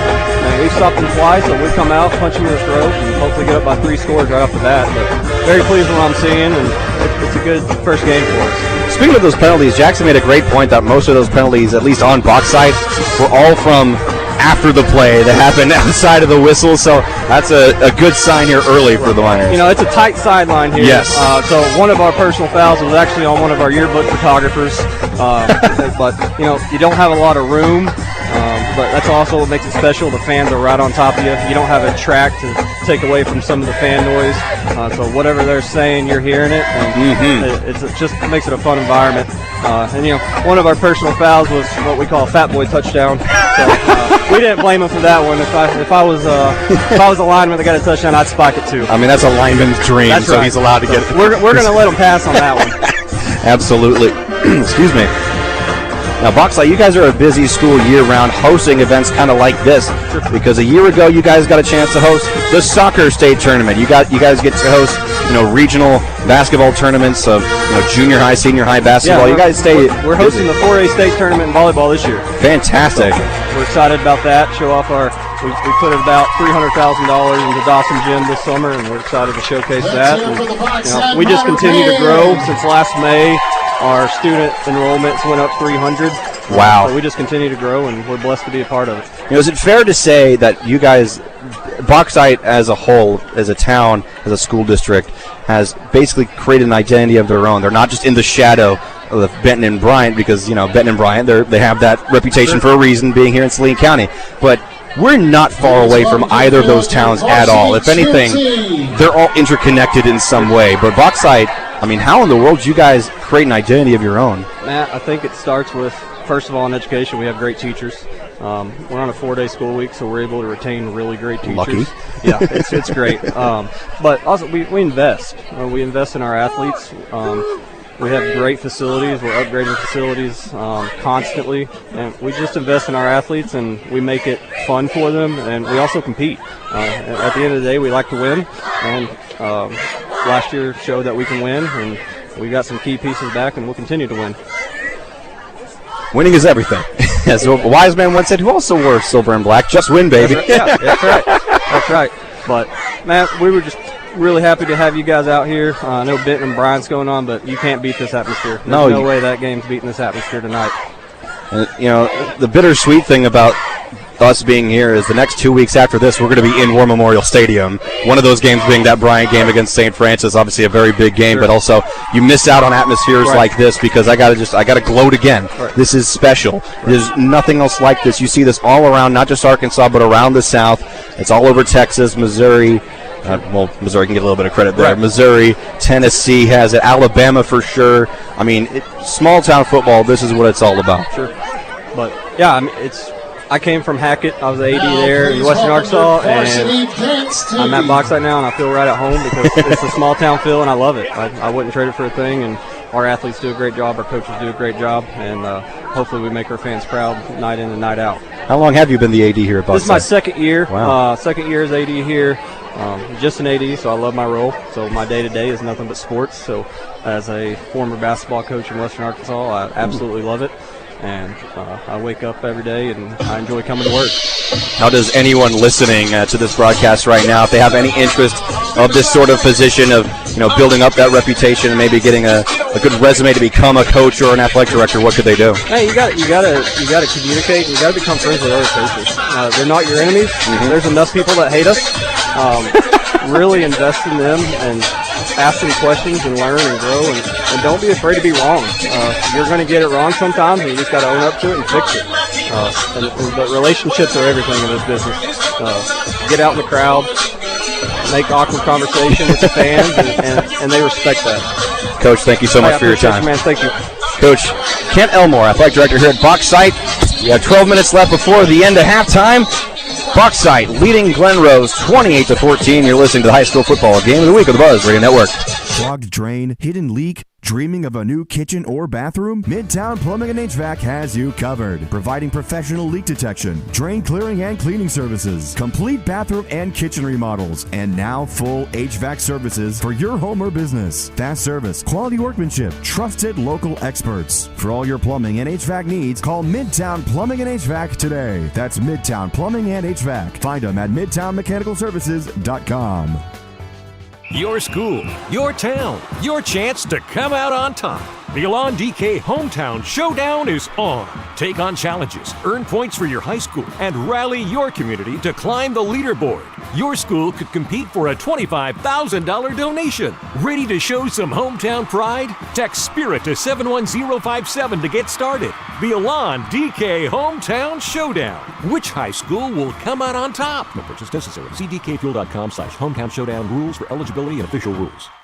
At the Electric Cooperatives of Arkansas, power isn't about profit, it's about people. We don't answer to Wall Street shareholders. We answer to our members. Every farm, home, and business matters to us. Every decision we make, every pole, every line, every light switched on is made to keep our members' power reliable and affordable. It's our members, living and working across Arkansas, that matter. We're better connected together because members matter. To the Electric Cooperatives of Arkansas. This is Thomas Blackman's Blackman Auction. Since 1938, we've handled many different types of auctions. We sold bulldozers, excavators, farm tractors, farms, locomotives, fully custom rail cars, vehicles, Harley-Davidsons, cows, lake houses, hunting properties, pickups, heavy trucks, big trailers, plus hundreds of other random things. Honestly, if it's for sale, we probably sold it. Our knowledge and experience is priceless, much like your hard-earned assets. Since 1938, better auctions have always been Blackman Auctions.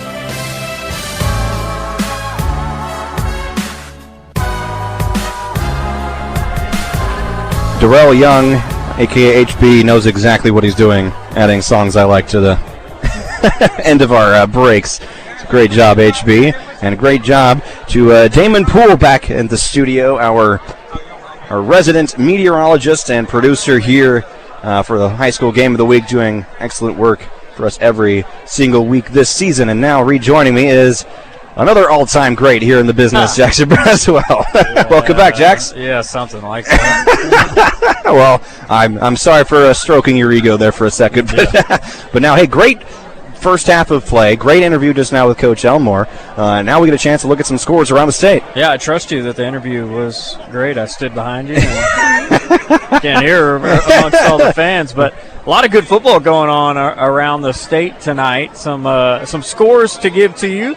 Sylvan Hills, new coach, but sort of the same result this year, up 20-13 over Little Rock Central in the second quarter. Sheridan up 49-7 over Whitehall in the second quarter. Coach Kelly doing his thing offensively as he always does. And, hey, only giving up 7 in the first half. Right away, big improvement by that Sheridan defense. Obviously, we've got Bauxite up 28-14 over Glen Rose. Here, Warren up 14-7 over Malvern Northside. Fort Smith Northside up 14-0 over Southside. I've got a crazy score for you, Tripp. Okay. I don't know if I believe it. I'm on Max Preps. Okay. I'm going to scroll down because I saw it and it caught my attention, and you'll know why. Arkadelphia, it says, is up 79-0 in the first quarter against Camden Fairview. We need somebody to confirm we that. Need confirmation. We need confirmation. We absolutely need confirmation. Kyle Sutherland, somebody, if you're out there, please give us some win confirmation. Up Holy cow. 14-0 on Marion. And at the Salt Bowl, we've got a score update there. Bryant up 28-14. That one's in the second quarter. A lot of folks thought that might be closer this year. Benton might have a chance to pull off the upset, but Bryant's just Bryant. Every year.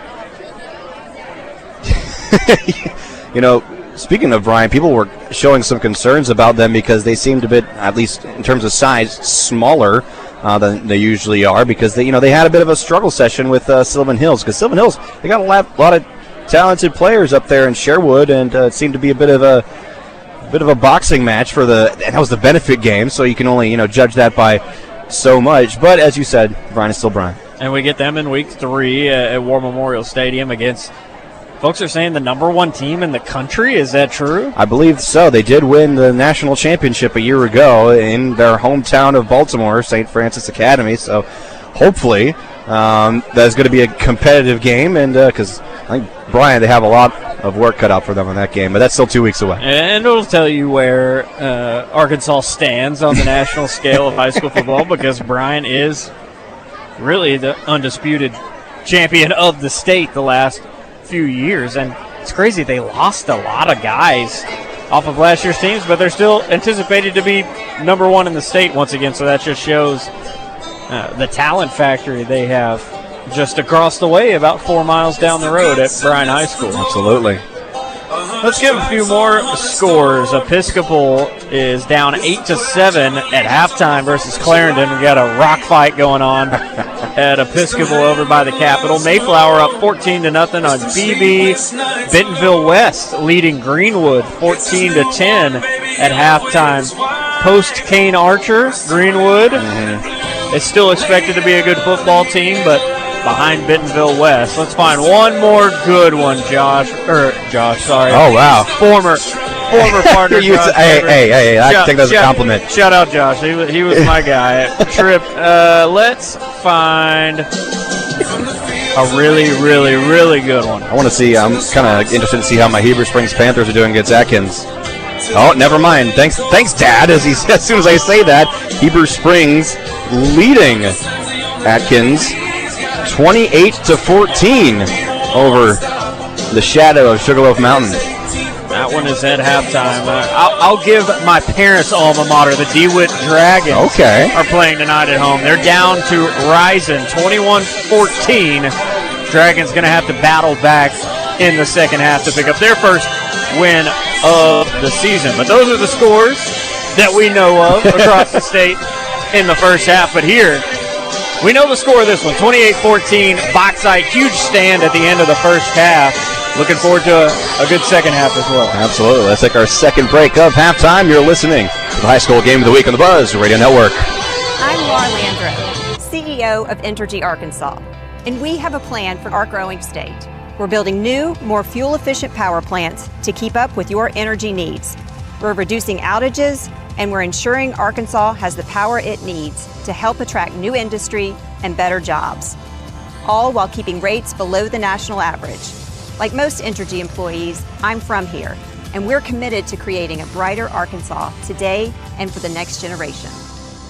At Our Care, we're more than clinics. We're neighbors caring for neighbors. From checkups and stitches to ongoing health concerns and behavioral health support, our doctors, nurses, and therapists are here for every stage of life. Medications are simple, with local and home delivery pharmacy options. No insurance? We can help, and no one is ever turned away. With more than 100 locations across the Mid-South, affordable care is always nearby. Find a clinic close to you at ourcare.net. You've been putting back a few, and a few becomes a few too many. For a moment, you think of calling for a ride, but nah, you live nearby. What's the worst that could happen? You get pulled over, your insurance goes up, you lose your license, you total your car, you kill someone. The results of driving drunk are tragic. That's why law enforcement is out there looking for impaired drivers to save lives. So if you think you're okay to drive after a few drinks, think again. Drive sober or get pulled over. Paid for by the Arkansas Highway Safety Office. If you're having an event or starting on a construction project, you can't forget sanitation. Make Arkansas Portable Toilets part of the plan. They offer a complete line of portable sanitation products for events large or small, and for the construction industry. Their inventory includes hand wash stations, handicap-accessible restrooms, and luxurious air-conditioned restroom trailers, as well as roll-off dumpsters of all sizes. Arkansas Portable Toilets has the finest in the market, and they're so easy to work with. Arkansas Portable Toilets, 501-406-0456. Trip Cuter, Jackson Braswell here at Bauxite once again. Jackson, a quick game recap for both teams. Yeah, so Bauxite started off the scoring in tonight's game. Wyatt Foreman with the pass to the back of the end zone. Then they get the crazy dropped punt, snap over the head, freak play in the end zone. Glen Rose battled back, though, that run game. Gage Hood, a lot of quarterback runs, using the freshman quite a bit. Carson Harrison, the freshman running back, 5'9", 163. He's had a big showing so far in the first half for Glen Rose. But then it was a couple of quick strikes by Bauxite. Wyatt Foreman, 82-yard touchdown run down the left side. Another chunk run by Wyatt Foreman, and then a wide-open pass to the end zone to the senior. Got to find the name. You can do it. Jaden Halpin, the senior tight end, with the catch in the back of the end zone. And then the huge stop right before halftime by that Bauxite defense, setting them up for a little momentum here to start the second half. You know, Bauxite deferred their option to the second half, so they will be returning to kickoff as we start the second half in approximately 2 minutes. So we will return with the third quarter of play. You're listening to the High School Game of the Week on the Buzz Radio Network. In my family, service isn't something we watch from a distance. And the 3 generations of ladies in my family don't just carry the name, we carry the license. Christine Roller, my grandmother, Sue Roller Jenkins, my mother, and me, Renata Jenkins Byler. 3 generations of women, all licensed funeral directors. All 3 personally waited on families. We don't just oversee funerals, we serve families. That's a legacy of service you won't find anywhere else in Central Arkansas. Roller Funeral Homes, with all our respect. At the Electric Cooperatives of Arkansas, power isn't about profit, it's about people. We don't answer to Wall Street shareholders. We answer to our members. Every farm, home, and business matters to us. Every decision we make, every pole, every line, every light switched on is made to keep our members' power reliable and affordable. It's our members, living and working across Arkansas, that matter. We're better connected together because members matter to the Electric Cooperatives of Arkansas. What if someone did play-by-play of your life? Example, what would it sound like if you visited, say, Genesis of Conway? There's the arrival. Look at the reaction on that face at seeing a dealership that is so luxurious. And going for a test drive now of a GV80, and the smile is huge. And here it comes, the big play, $8,000 off the price of that very same GV80. Let's hear it again in slow motion. $1,000 off. Winner, Genesis of Conway. The future of luxury today. It's time for Arkansas Razorback football. You can experience fall in Fayetteville as the Hogs return to the Hill for kickoff in Arkansas on Saturday, September 5th against North Alabama. Kickoff is set for 3:15 p.m. and tickets start at just $25. Secure your seat today at ArkansasRazorbacks.com. Now, don't worry, John George. I already have my tickets for that game. Trip Keeter and Jackson Braswell welcoming you back to You're going to go up the hill to see the old... Oh, of course. Well, I plan on going to every single home game at least to see the Ryan Silverfield show. You know, Ryan Silverfield is undefeated in games I've attended. Really? Yeah, because I went to the Memphis game last year. There you go. Yeah, so hey, I like his chances. I hope he will be in the ones I attend as well, because week 2, I'm actually going to Salt Lake City to see us play Utah. Mm-hmm. I thought it might be a good opportunity to travel to an interesting place. Yeah, I can't blame you, honestly. It'll be fun either way. I think the more that I watch, I watch a lot of film because I'm that type of fan on opposing teams, and watched a lot of Utah film, felt really good about our chances to beat them, and then got into some of those later season games watching Utah and saw how good Dampier is, and it might be tough. Might be tough. It's doable. Yeah. I think it's doable. It's a winnable game. I mean, you get to spend a weekend in the beautiful area anyway, and you get to catch a football game at the same time. I've actually never been there. I travel a lot for work and get to see different parts of the country, but Utah is not one of them. So looking forward to that. All right, join the Never Been to Utah Club. Welcome to it. You're to exit very soon. Now, the question is, I'm not going to be alone on that weekend's broadcast for the game of the week, am I? You're not. No. Okay. It looks like it could be another Braswell here with you. My dad, Max Braswell, who called some games last year on Friday nights when I was out of town. Every now and then I gotta be somewhere, but still not confirmed, because somebody's got to watch my children while I'm in you have kids? Utah. I'm an old man. I'm 24. You look as old as me. I'm 33. Oh my gosh! I've got 2. 2 and 3. Well, I learn something new every day. I feel like I'm on Drive Time Sports right now. So the game of the week. Yeah, I feel like you. Thanks for letting me know I still look young. Of course, caught me by surprise. You hear the horn in the background. That means the Miners are back on the field as we're getting set for the second half of play. A very fast first half, Jackson. I mean, it just kind of flew by, and it's due in part to both teams staying strong on the ground, very powerful offenses, and good possession time in between both teams. If we had someone keeping track of that time, it might be in the double digits by now. Yeah, no doubt about it. But Bauxite going to get the football. The Glen Rose defense. A point that was brought up at halftime talking to some of the fans. Glen Rose has a lot of guys that play both ways. We mentioned earlier in the game, quarterback Gage Hood also plays safety. The running back is also on the defensive side, so that can wear on you a little bit in a 4-quarter game. Bauxite, not as many guys that go both ways. Glen Rose kicking the ball away. Bauxite returning it from their own 20 to the 25, now cutting to the right side, trying to make it to the 30. Slips away and knocked down at the 32. That is Carson. Nope. Wrong roster. That's Austin Hastings, I beg your pardon. First game for broadcasters, too. Number 0, Austin Hastings. Yeah, we got rosters taped all over the table. You just got to... Yeah, it happens. Lost the bright red logo of Glen Rose there, so oops. My bad, but we open the third quarter of play. Bauxite with possession as they lead 28-14. Good return there by Austin Hastings. I repeat his name a couple times to give him the proper credit he deserves.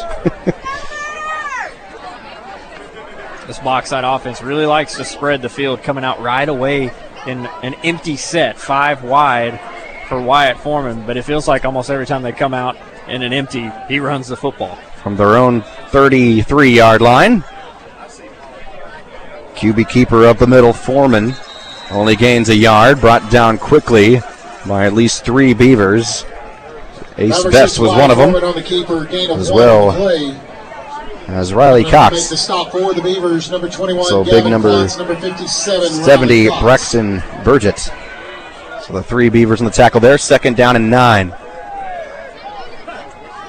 Foreman fakes the handoff. Quick pass here near side. Dropped.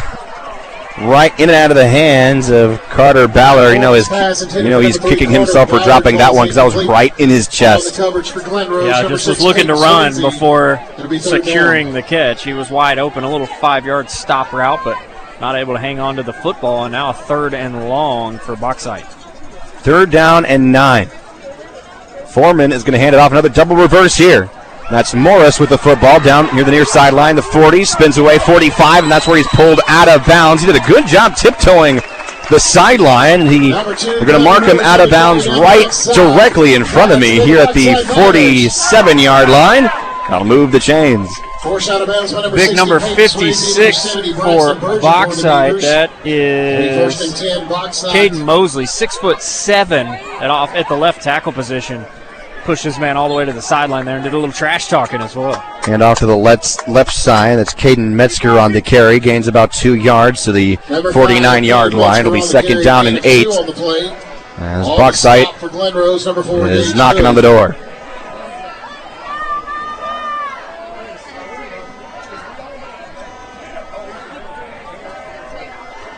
Foreman and Metzger in the shotgun. 2 receivers to the right. Foreman fakes the handoff, goes up the middle to the 45 to the 40 in Glen Rose territory. Why was I talking so fast? Because Wyatt was running so fast. He hits the hole hard, and for a little guy, it's tough to bring down. Just 5'7", about 155 pounds, but quick feet and keeps those legs moving after first contact. He's got a speedy first step for sure. Foreman will hand it off to Metzger this time. Metzger to the 40, to the 35, driving his way to the 30. It'll move the chains once again. And as soon as he crossed the line of scrimmage, Jackson, he had a Glen Rose defender or 2 wrapped around his waist, and he dragged them about 12 yards. Good tough running by Metzger around the left side. Coach thought that he could be a 2,000-yard guy between his receiving and running abilities this year, and he's shown well here on this first drive of the second half. Ball at the Glen Rose 29-yard line. Foreman firing on a screen pass here on the near side at the 30, and that's where Glen Rose is going to wrap him up. That was Carter Ballard on the reception as he caught it behind the line of scrimmage by at least 2 yards, and they're going to mark him down to the 30. 2nd down and 11. Good pursuit there by Glen Rose. Cornerbacks getting off their blocks and then rallying around the football. Empty set with trips right. Foreman in the backfield alone, takes the snap, rolls out to his right, fires looking for the end zone to the 5. Caught! End zone! Touchdown! Caden Metzger. Another instance for Bauxite of a wide open wide receiver. And the Miners extend their lead in the opening possession of the third quarter. The wheel route there from Metzger. Foreman rolled out to his right. Metzger came out of the backfield, ran straight down the seam, and was practically unguarded. Just an easy pitch and catch from Foreman to Metzger for the opening touchdown of the second half. Here's J.J. Reed to attempt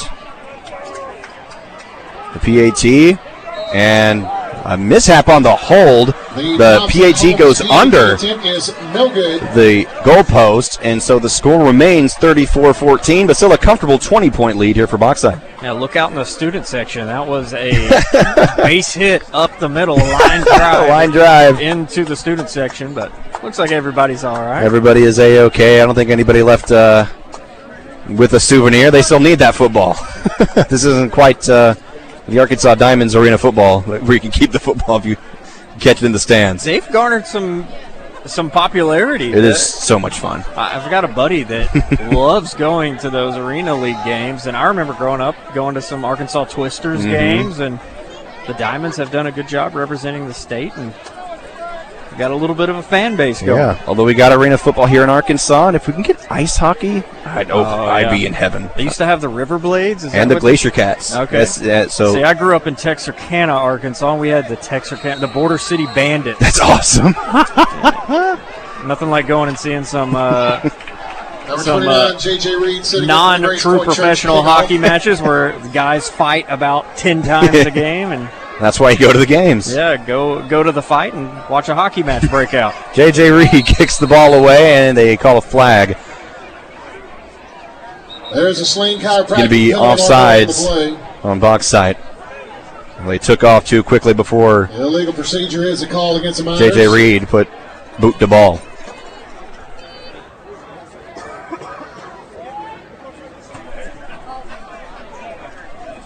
So that'll back him up to the 35 to kick it away.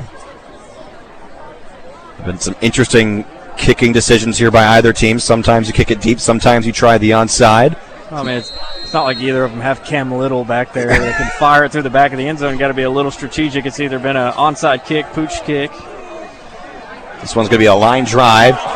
Tipped at the 20 and recovered finally back at the 10. It's going to be Harrison on the return to the 30, 35-40. He's got a room. Stiff arm, 45. Steps out of bounds at his own 49-yard line. Had he stayed inbounds, Jackson, that might have been one of the highlights of the week.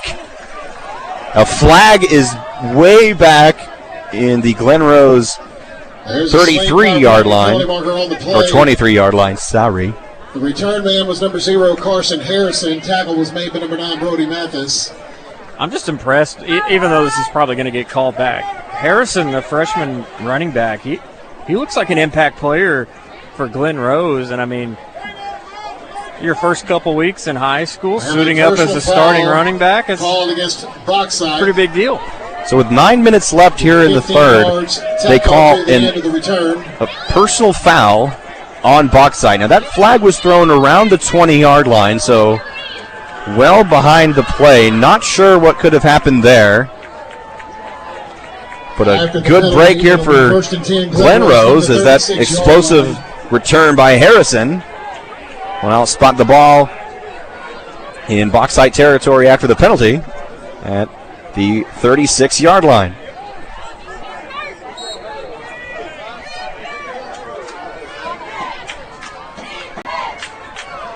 Hand off to the left side. The 35-30 spins a little bit as he's tackled. That was a spinning tackle, essentially, as they were bringing down Darren Battle. It's Battle, not Bodle. It's a Battle. Or Bowdle or Bodle. It is Battle. As we've been told. Like Jalen Battles from the Razorback baseball. On the tackle, number 52, Keegan Roberts. Second down and 3 from the number 8, Ada McDaniel for the Miners. Bauxite 29-yard line. Hood will run it himself, trying to go up the middle. And he is met at the line of scrimmage instantly by Hudson Wilson, the sophomore. Number 4, Gage Hood on the keeper. See if they spot the ball. It's going to be right at the line to gain, and that'll move the chains. For the first down for the Beavers. Glen Rose just pretty methodical offensively, not necessarily explosive, but they've seemed to do a good job on first and second down all night. Ball the 26-yard line in the middle of the hashes. Harrison and Battle alongside Hood. I'll hand it off to Battle. Cuts to his left across the 25, down at the 23-yard line. Gain of about 3 yards. Second down and 7 on the right hash. Bauxite really trying to rip that football out. Austin Hastings and number 53. Trying to force a turnover deep in their own territory. You got to hold on if you're Glen Rose. Handoff again to Battle. No, it's a fake handoff from Hood. He fooled me and everybody else. Touchdown, Glen Rose. A 23-yard QB keeper. A rushing touchdown for Gage Hood. Great trickery. He pulled the Peyton Manning. Hood rushed for nearly 850 yards last year with 19 touchdowns. He looked like a seasoned runner there, pulling it on the option read and gliding into the end zone from 23 yards out. A good answer from the Beavers. PAT is blocked. And the ball is live. Bauxite is not going to return it. Well, that's the no fun part of high school football, is that would have been a conversion return for 2 points. It was Gunnar Morris who got on top of the ball. Blocked by Emery Moore. And Emery Moore was the man to jump on top of the football as it was kicked. So the score, 34. Concession stand, you have lost a personal belonging. 34-20. Please go to the concession stand. You have lost something. Third quarter of play, 7.5 minutes remaining. Sorry, I thought there was possibly an important announcement being made, but somebody lost a belonging, so I got distracted. Oopsies. It wasn't one of us. It wasn't one of us. I have not left our tent region, so. Our tent region, that's a good way to put it. We're very thankful for the Bauxite Athletics Department for being so gracious. They set this up a few days ago. They had our spot ready and waiting for us. Can't ask for anything more, honestly. No, they brought us a pizza. Yeah. I mean, they brought us a freaking pizza. Gayden boots the ball away, and another flag. This time it was behind the Bauxite return men. Sling chiropractic penalty marker on the field. Illegal procedure. And illegal procedure against Glen Rose. Re-kick. Referee called that before it even. Well, he threw the flag from 60 yards away. Yeah, he did. He's got eagle eyes. The ball was so well in the air too, but he could tell it was going out of bounds.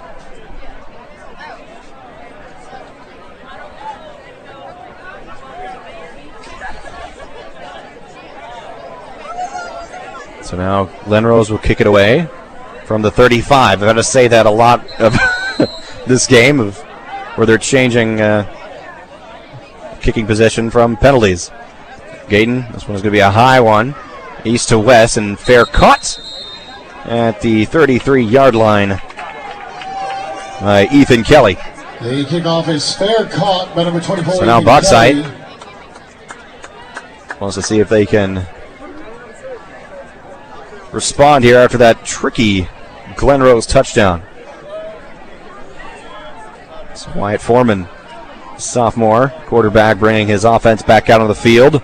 His running back is Caden Metzger. From the 34-yard line. And his center is Luke Eustace. Keeping him in good company here. Great job by the offensive line for Bauxite so far. Off the ball at the 35-yard line. Metzger gets the handoff up the middle, has a hole at the A-gap, the 40, and they stop his forward progression at the 42-yard line. Number 5. It'll be second down and 2. On the stop, good run there to open the drive for Bauxite. Both teams have been really effective on the ground. Second down and 2 for the Miners. See which defense steps up first. On second down, Foreman fakes the handoff, but he's swarmed a yard behind the line of scrimmage. Leighton Baldwin and Riley Cox got to him quickly, and it is third down and 2. That time anticipating the quarterback run. Should have handed it off to Metzger there. He had a lot of room around the left side. Foreman decides to keep it, and nothing doing, setting up a third down. 6 minutes, 40 seconds and counting. Here on the game clock. Play clock is down to 10. And a flag before the snap. There's a Sling chiropractic penalty marker on the play. And it'll be false start against the Miners. The illegal procedure is a call against the Miners. Remains third down. So I'll back them up third down and 7. Ball now at the 37-yard line. Let's see if that killed their momentum or not.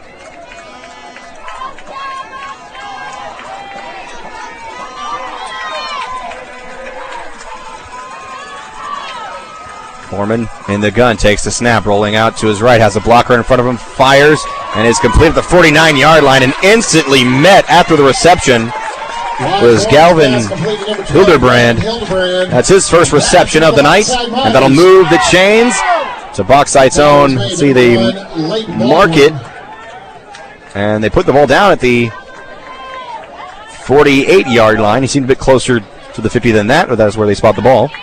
And now they move it back to the 49. Gage Hood with the tackle there. Nice form tackle.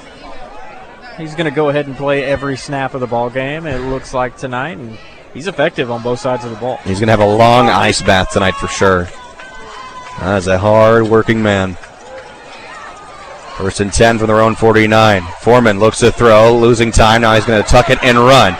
Trying to buy some time. He stumbles a bit as he crosses the 50-yard line. A good shoelace tackle by Darren Battle. As Battle swarming into the backfield.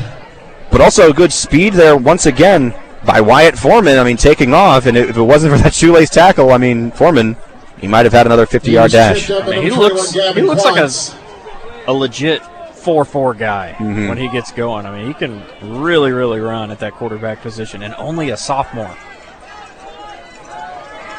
2nd down and 7 in Glen Rose territory at 48. We're going to hand it off up the middle to Metzger, and he has nowhere to go. And a little extra tugging by both squads as Metzger was trying to shove his defender off of him. Jonathan Van being diligent and holding both hands up to show he wasn't trying to fight. And so they were kind of tangled up with each other after the whistle. 3rd down and 7. Once again, another 3rd and long for Bauxite. The first time so far in this game during this drive that we've really seen them in 3rd and long. Foreman and Metzger in the gun. 3 receivers to the right. Ball on the left hash. Foreman takes the snap, drops back, way back, 10 yards behind the line of scrimmage. He's going to try to tuck it now. He's way behind the line. He's at the 40, behind the 45, and he's going to be sacked in the backfield by Leighton Baldwin. Great pursuit there from Baldwin and that Glen Rose defense. Foreman switching sides of the field, cut it back the other way, and Foreman runs down the speedy quarterback. This was a good stop here from Glen Rose. See what Bauxite does on 4th down. And now just like that, it is 4th and long. 12 yards to go. They're back in their own territory at the 47-yard line. Bauxite looking to convert here.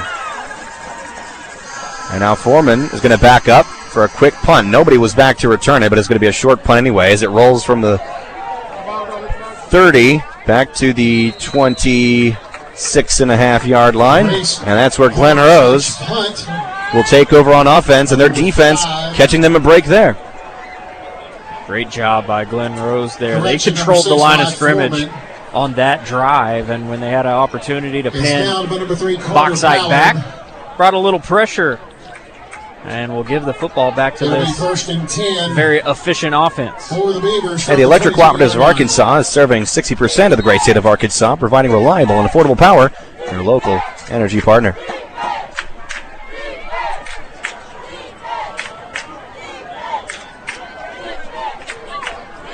So Glen Rose takes over from their own 22-yard line on the right hash. Hood takes the snap, tosses to his left side. That's Battle. Battle slips away at the 20. He's corralled in the backfield. A big hit by Jaden Banks. And that'll lose them a good few yards. We'll see where it's officially marked here, Jackson, but a good stop that time on the first play of the drive by the Bauxite defense. It's a loss of about 5. 2nd and 15 now from the 17, it looks like. Expect Hood to throw. He will not. He will keep it himself up the middle. He's been showing his speed all night. He crossed the 25 and tackled down to the 30. And Hood was showing a little bit of frustration there as he was brought down. I think he might have got tangled up with his defender. I believe that was Brody Mathis in the tackle. Tackles made by number 0, Austin Hastings. Never mind, it's Austin Hastings. Sorry, Austin. And Hood has showed no signs of fatigue. I mean, he looks just as quick as snap one, playing both sides of the ball and running it effectively. Hood, a late handoff, trying to give it away to Harrison. Harrison trying to cross the line of scrimmage. And will they move the chains? Yes, they will. He's knocked down at the 32-yard line. Stops the clock at a minute 36.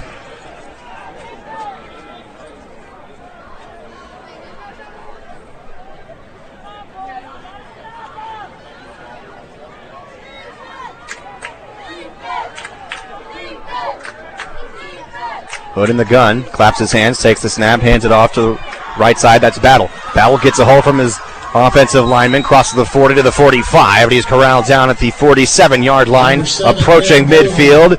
And another first down for the Glen Rose Beavers. Glen Rose pulling those guards, getting them on the outside and opening up some cutback lanes for Battle. He's had a nice couple of drives for the Beavers.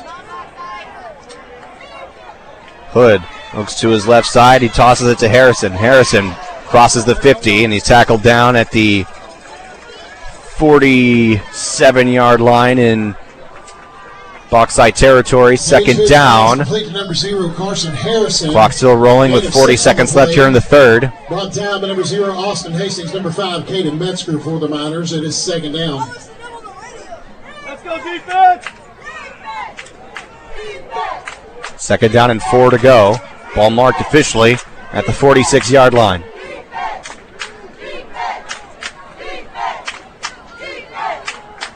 Hood in shotgun again, claps his hands, fakes the handoff. He's going to run to the right side, and he's tackled back at the 50-yard line. We're going to say he was down at the 49. A good job by big number 25, Jackson Stacy, on the stop.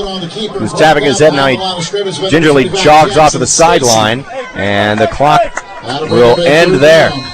The third quarter is over. Get your fours up. The fourth quarter is on the way. 34-20 is our score. You're listening to the third quarter. Your score is Glen Buzz Radio Network High School Game of the Week. Clogged drain, hidden leak, dreaming of a new kitchen or bathroom? Midtown Plumbing and HVAC has you covered, providing professional leak detection, drain clearing and cleaning services, complete bathroom and kitchen remodels, and now full HVAC services for your home or business. Fast service, quality workmanship, trusted local experts. For all your plumbing and HVAC needs, call Midtown Plumbing and HVAC today. That's Midtown Plumbing and HVAC. Find them at midtownmechanicalservices.com. Your school, your town, your chance to come out on top. The Elon DK Hometown Showdown is on. Take on challenges, earn points for your high school, and rally your community to climb the leaderboard. Your school could compete for a $25,000 donation. Ready to show some hometown pride? Text SPIRIT to 71057 to get started. The Elon DK Hometown Showdown. Which high school will come out on top? No purchase necessary. See dkfuel.com/hometown showdown rules for eligibility and official rules. World champion of what? 1037 The Buzz, your world champions of sports radio. Don't get me wrong. KABZ Little Rock. Trick Peter and Jackson Braswell here in Bauxite. It is third down and 7 for Glen Rose. Hood is going to take it up the middle. Flag comes flying at the end of the play as he's down at the Bauxite 45-yard line. A maybe not so clean tackle by the Miners. Jaden Banks, a Bauxite player, slow to get up. This is the point in the game where we start to see some of those cramps, some of those injuries come into play. I don't know if that's the case here for Banks, but a physical tackle. The second Bauxite player down. That is, we're going to get a look at it. That is number 22, Caden Sprague, and it is Banks who is needing a little bit of assistance coming off the field. Both of those gentlemen will make their way to the sideline. I did not see the penalty signal. It was a face mask. Okay, thank you. So that face mask puts the ball at the Bauxite 31-yard line. Glen Rose trying to claw their way back as they are down by 14, 34-20. If my math does me any good. Hood in the empty set, 5 wide. He's going to throw up the middle, has a man caught. 10-5, touchdown Glen Rose. Darren Battle fighting his way to the end zone. What a dart of a pass by Gage Hood. Yeah, they can do it all. Battle has run the ball well, and right there, wide open down the seam, made one guy miss at the goal line. Glen Rose right back into this football game with a little bit of momentum. Here's Irvin Gayton to attempt the extra point. The snap was a bit high, but the kick is even higher and straight through the uprights. And thankfully, there's a net there right in front of the Woods, or else that ball would have been gone. 34-26 is our score. We'll take a quick break here on the Buzz Radio Network. At Our Care, we're more than clinics. We're neighbors caring for neighbors. From checkups and stitches to ongoing health concerns and behavioral health support, our doctors, nurses, and therapists are here for every stage of life. Medications are simple, with local and home delivery pharmacy options. No insurance? We can help, and no one is ever turned away. With more than 100 locations across the Mid-South, affordable care is always nearby. Find a clinic close to you at ourcare.net. I'm Laura Landro, CEO of Entergy Arkansas, and we have a plan for our growing state. We're building new, more fuel-efficient power plants to keep up with your energy needs. We're reducing outages, and we're ensuring Arkansas has the power it needs to help attract new industry and better jobs, all while keeping rates below the national average.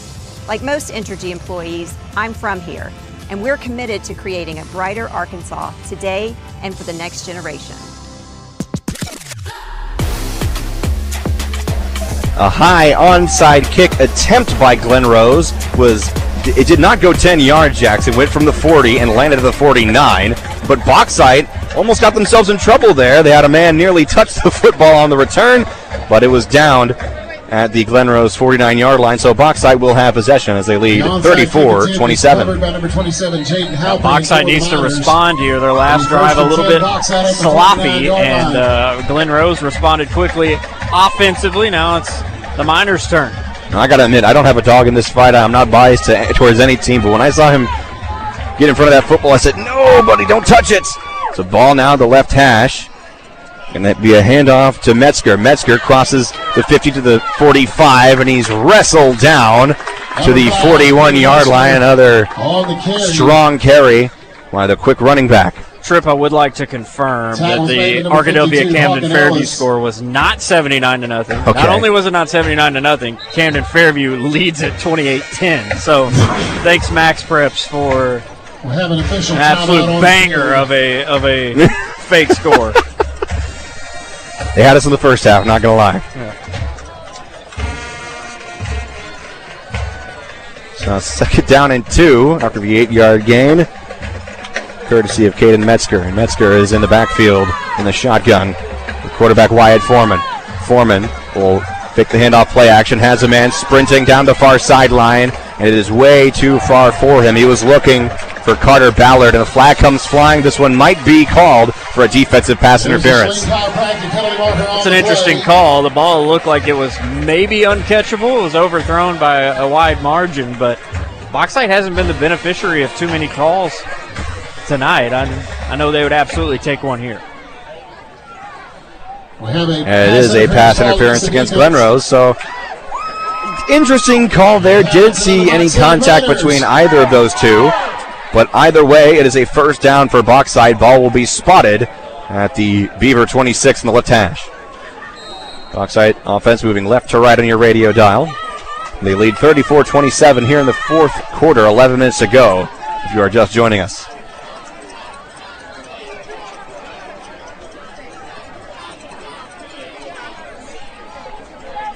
Foreman awaiting his signal. They have 8 seconds on the play clock. They have to be quick here. I don't know if he sees the play clock. 4 seconds, 3 seconds, 2 seconds. Gets the play away just in time.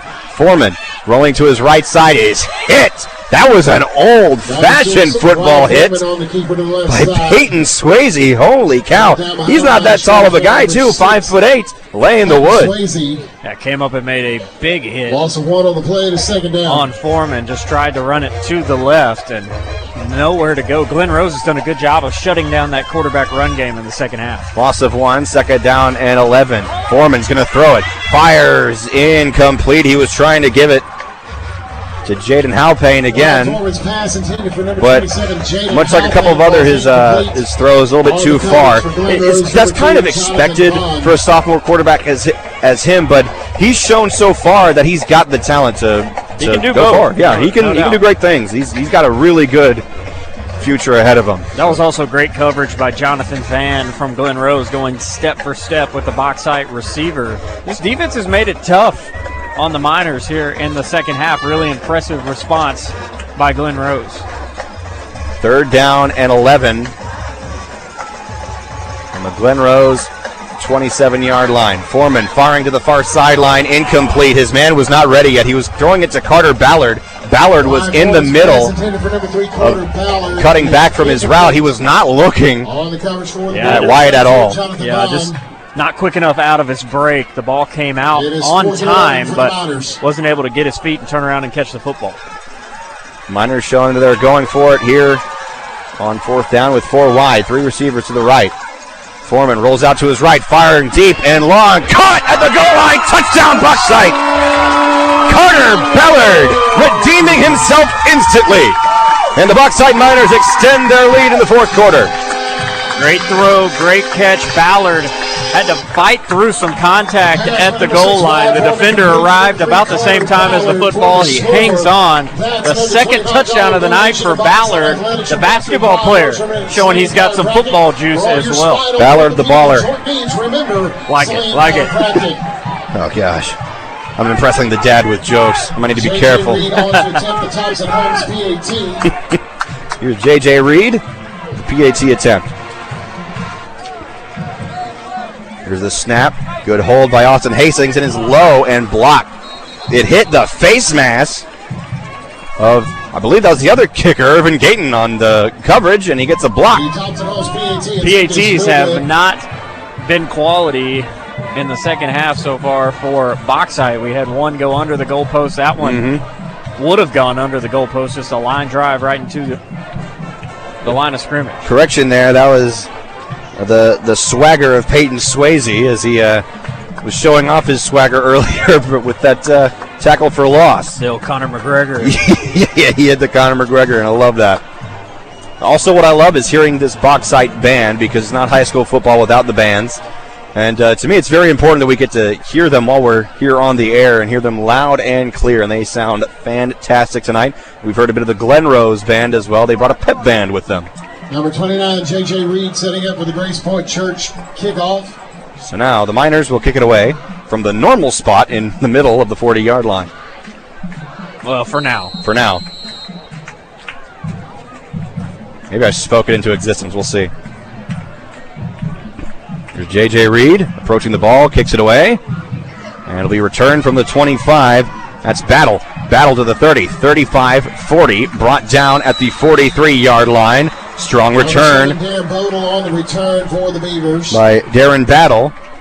It is not Bowdle or Bodle. It is Battle, as we were told. Yeah, well, I mean, we've got it. The PA announcer still doesn't. That's why you can see some of the fans turning around and firing back. But as long as we got it, that's all that matters. As long as we get confirmation from coaches and fans about proper enunciation, we got to give respect where respect is due. That's what it's all about. Look at this. Gage Hood is coming out. Empty set, 5 wide. 4 of those receivers are on the right side. We have an ISO here on the near side. He's going to run a screen pass to the right. A flag immediately after the reception by Jonathan Van. Van gaining about 2 yards to the 45-yard line. Let's see what the penalty is here. Got to be a legal formation. Too many guys off the line of scrimmage there, I would think, or on. You have a Bauxite Miner flat on his back at the 45-yard line. And the Glen Rose coaches are checking on him. And looking at his leg, could be a cramp. That is number 44. I believe that was 44. We'll have to confirm. So that's Elijah Perry. Perry, I believe, also faced an injury a year ago when he was playing quarterback.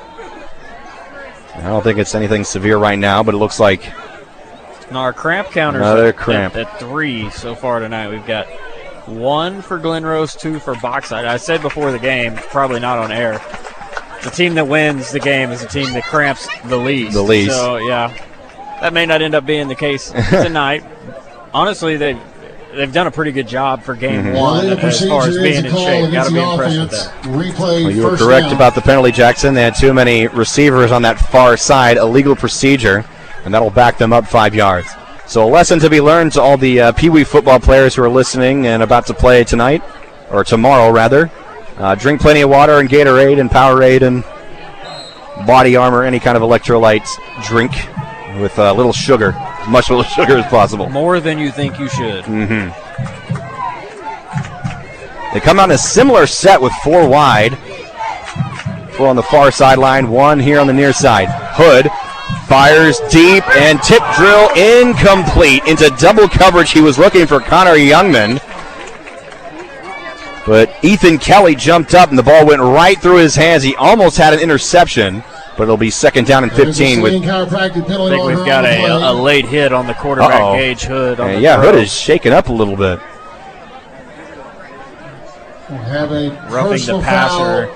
Had a guy coming on a blitz off the right side, and he walloped Gage Hood. Result in a first down. Pretty good amount of time after he released the football. This is definitely a rivalry game. You can notice that there's been some jawing going on, as happens in any football game. With a rivalry like this, maybe that jawing from either side has brought out some extra physicality. So now 1st and 10 from the Bauxite 47-yard line after that penalty. Hood fakes the handoff, spins, and rolls out to his left. Avoids a rusher, avoids another one, and now crosses the line of scrimmage, and that's got to be a horse collar penalty as he is corralled down at the 45-yard line. I mean, he was grabbed from behind and swung around. The Glen Rose fans, where that happened in front of them, are all screaming at the officials for a potential horse collar penalty, but no flag was thrown. Yeah, I couldn't tell if he actually had him by the collar, or if he had just grabbed him by the jersey. The jersey, it could have looked like he had him by the jersey from the back so tightly, and it was such a strong tackle that it could have been, looking like something it's not, and that's not our call to make. It is second down and 8. Might have a timeout coming up here. 4 seconds on the play clock. 2 seconds, 1 second, and no timeout called. Flag on the play. So when the Glen Rose fans wanted a flag on Bauxite, they get a flag on themselves for a delay of game. Replay second down. It'll be second and 13. Spot the ball, the Bauxite 49-yard line.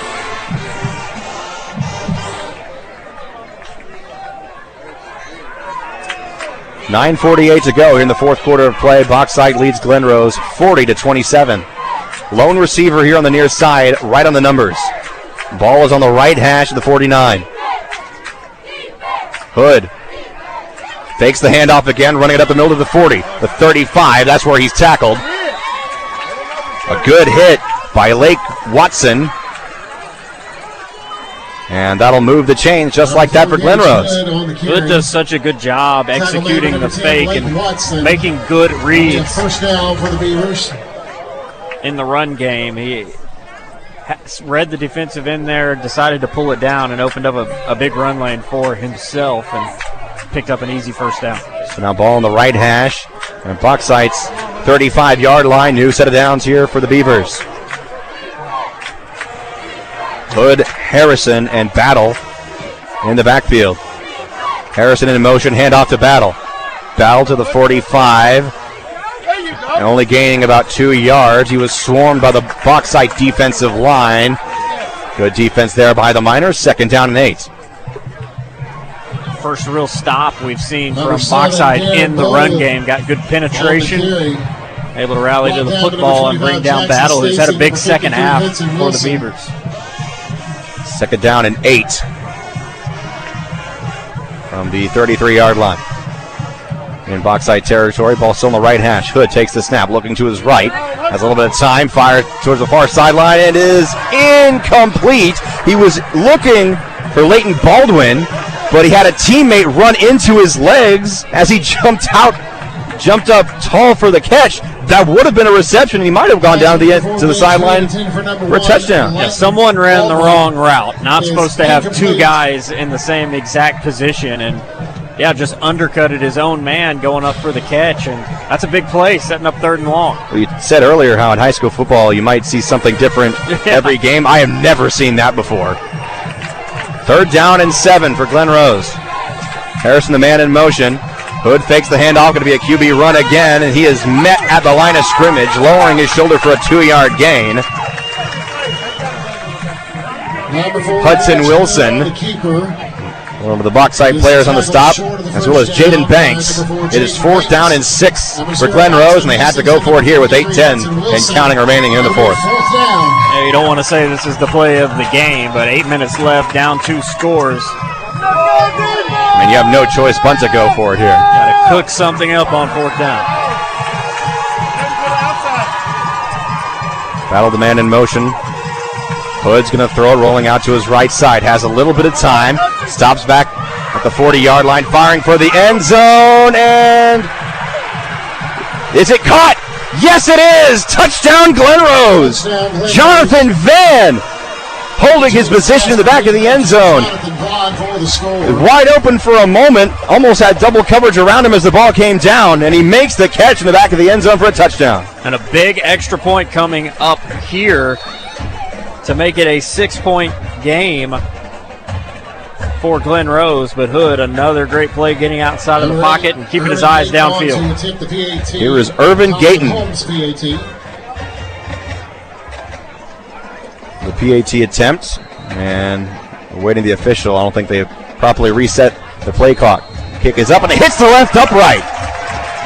I mean, that ball just died the second it hit the upright, so the PAT is no good. That's the second missed PAT by Glen Rose tonight. That's huge right there. That is a PAT they desperately needed. And both teams having a hard time knocking those down.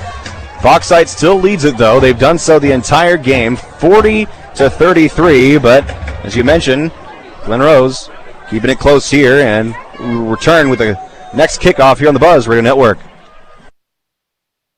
Your school, your town, your chance to come out on top.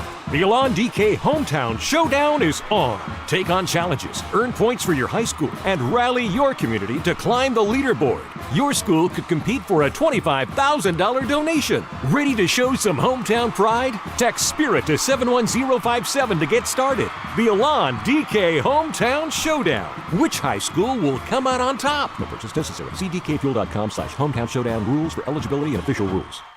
At the Electric Cooperatives of Arkansas, power isn't about profit, it's about people. We don't answer to Wall Street shareholders. We answer to our members. Every farm, home, and business matters to us. Every decision we make, every pole, every line, every light switched on is made to keep our members' power reliable and affordable. It's our members, living and working across Arkansas, that matter. We're better connected together because members matter. To the Electric Cooperatives of Arkansas. Troop Peter, Jackson, and Braswell here at Bauxite. The fourth quarter, 7:40 to go. Bauxite leads Glen Rose 40-33. And on that kickoff, Jaden Halpane fair caught it. It was another sky kick. And fair caught it. Bauxite's own 46-yard line. That's where they take over first and 10. Wyatt Foreman back in at quarterback. He's going to hand the ball out to the left side, Metzger. Metzger getting to the 50-yard line. A gain of about 3.5 yards. Second down. Metzger on the carry to the left side. Picks up 3 on the play. Halfway through the fourth quarter, there to make the stop. Bauxite probably going to keep it on the ground quite a bit, trying to burn some clock and keep those chains moving, let that defense rest a little bit. Second down and 7 from their own 49, a left hash.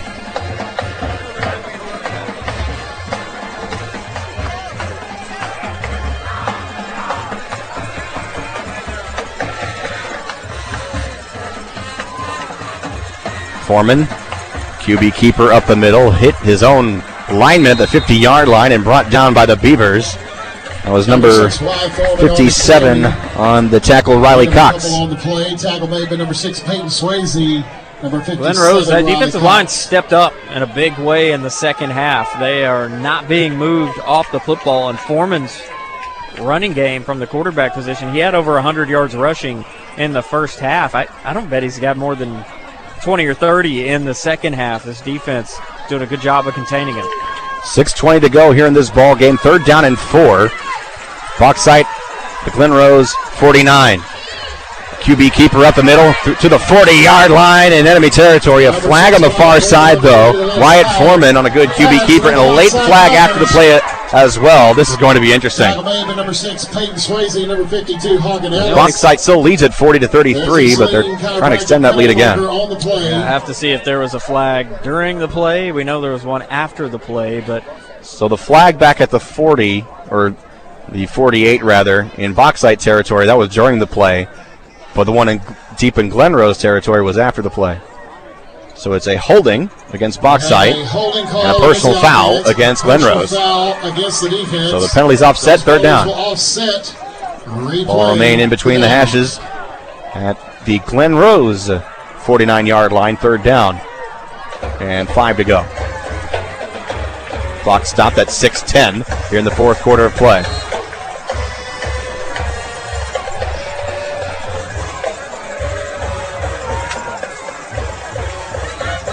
Foreman hands off to Metzger and a flea flicker, tossing it back to him.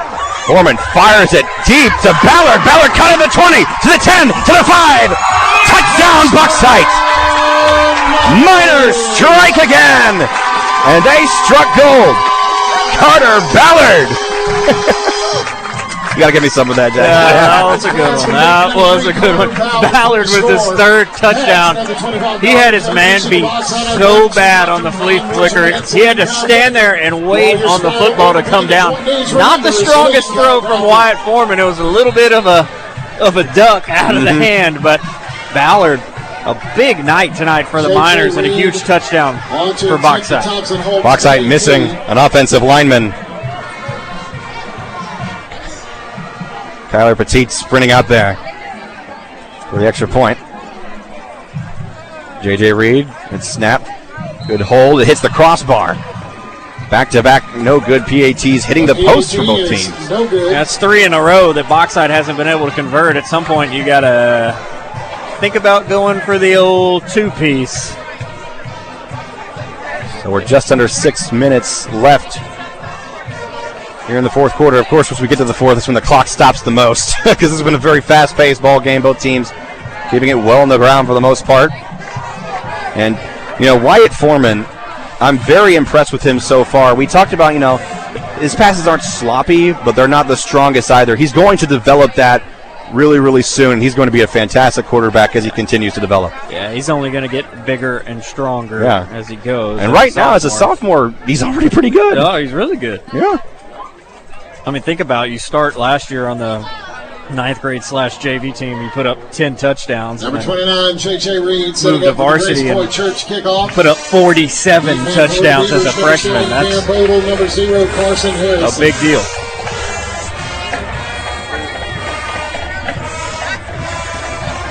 From J.J. Reed again, booting the ball away. Another Sky onside, fair caught, dropped by Glen Rose, and Bauxite has the football.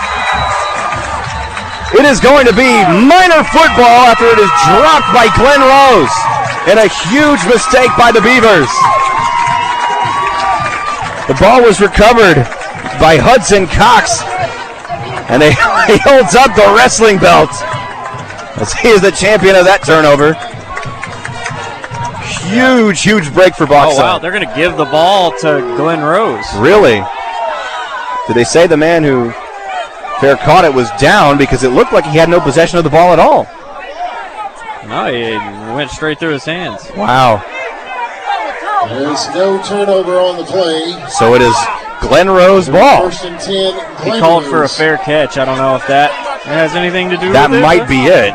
Maybe, but he still didn't properly catch the ball. Yeah. Interesting.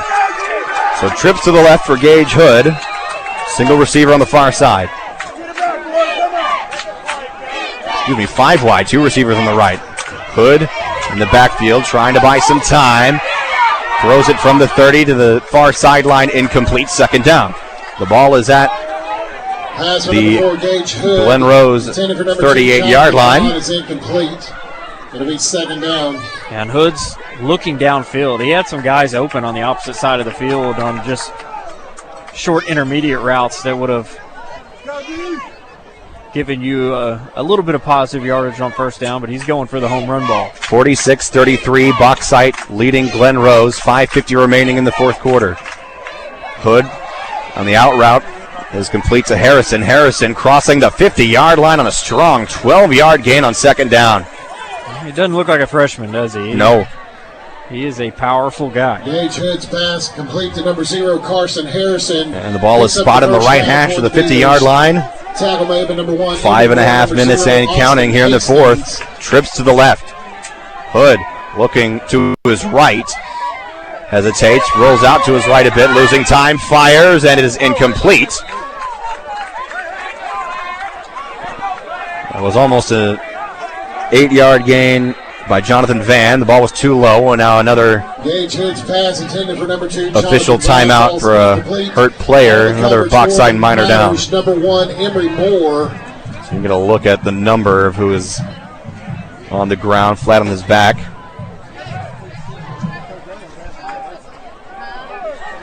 Are we upping the cramp counter? What do you think?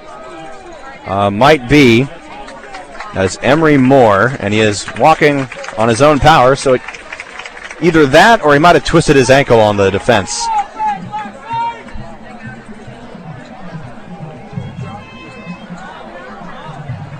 I'm not sure if I prefer either of those options. No. I mean, why would you? No. He's going to be looked out of the sideline. And ideally, we will see him on the field again if he is okay. But the good news is he was walking off on his own power. It's a little bit of a limp. 2nd down and 10 from the 50-yard line. Hood takes the snap, fakes the handoff. Looks, he is firing it long, in stride, incomplete. Jonathan Van was a half step away from a touchdown in stride. He would have caught that ball right on the goal line. He almost threw that ball 60 yards in the air. I mean, he launched it from the 40-yard line all the way to the goal line. But it's got a little bit of an arm on it. Oh, what a cannon he's got, yes. 3rd down and 10 from the 50. Glen Rose trails by 13 with 5:13 remaining. A double reverse here. They're going to hand it off to Harrison. Harrison gains about 3 yards on 3rd down. It'll be 4th and 7 on the right hash. What do you call that play? There's about 3 different guys there bunched up in the gun. Hood quickly turned around and handed it off to a man trying to confuse the defense. It's going to be 4th down and 7 in Bauxite territory now from the 47, and a timeout called by Glen Rose. Yeah, I think that's a good use of a timeout. 4th and 7. Big play coming up, 4:43 on the clock. You want to make sure everything is perfect going into this play. You're going to keep it right here. Bauxite 46, Glen Rose 33. 4:43 remaining in this ball game. Roller Funeral Homes won Best of the Best year after year because they take pride in serving your family with all of their respect. RollerFuneralHomes.com. And we've got a loose fan on the field. He's off. And he's gone. Unharmed. Never mind. There's a cop over there. You might want to keep running, bud. Uh-oh. The cop is chasing him. And it disappears in the night. And all the Glen Rose fans are standing because that man ran behind the Glen Rose bleachers. And he was being chased down by a police officer. Yeah. I feel like he got tackled for a loss. That cop was moving. Was that a former Bauxite football player? No. Wearing a badge, potentially? Yeah, maybe. I want to look like Christian McCaffrey. I want to interview that officer. He caught him one, no doubt about it. Because I saw one police officer down there, then the second one emerged, and he was sprinting at him. 4th down and 7 for Glen Rose. We return to action. 4 wide receivers on the far side. Gage Hood looks, has a bit of time, and incomplete. Jonathan Van was wide open and was standing still if he would just run an inaccurate throw there from Wood. Yeah. Didn't get his feet set. Tried to get rid of it quickly, and Bauxite going to take over with 4:37 left on the clock. It looked like Hood was trying to throw it in front of Van to try and catch him in stride, and had he been running, he would have made that catch, but it's incomplete. Turnover on downs. Bauxite football as they lead 46-33. 4.5 minutes to go here in this one. And don't forget, after this, we'll take you back to Little Rock and Randy Rainwater for the R-Care Scoreboard Show. And off to Metzger, up the middle to the 50, and he's knocked down hard at the 47-yard line. He was bumped. Peyton Swayze, he's had some big hits tonight. Brought down by number 6, Peyton Swayze for the Beavers. I mean, what a collision. Both players bouncing off each other, essentially. 2nd down and 4 in Beaver territory at the 47-yard line. 4:10 and counting. Yeah, Bauxite going to take their time. Glen Rose still with 2 timeouts left. Not in timeout mode quite yet, but those will come in handy soon. And off to Metzger again. Crossing the plane, the 45, knocked down at the 40-yard line. Move those chains. Number 5, Bauxite has a comfortable rhythm here with their comfortable lead. That's when you see some of these guys have been playing both ways the whole night. These late fourth quarter drives, that fatigue starts to set in, and especially after a turnover on down, some of those guys that were on offense immediately have to flip over to defense and not quite as much pep in their step. And to your point, all the way, the farthest man back in the secondary for Glen Rose is quarterback Gage Hood. He's had his hands on his hips the entire quarter, and you could tell he is very exhausted. 1st and 10 for Bauxite, the Glen Rose 41. Metzger gets the handoff, stumbles a bit, but regains his footing. He is swarmed at the line of scrimmage, tries to get away, but cannot. Gains at least half a yard. It'll be 2nd down. And timeout called by Glen Rose.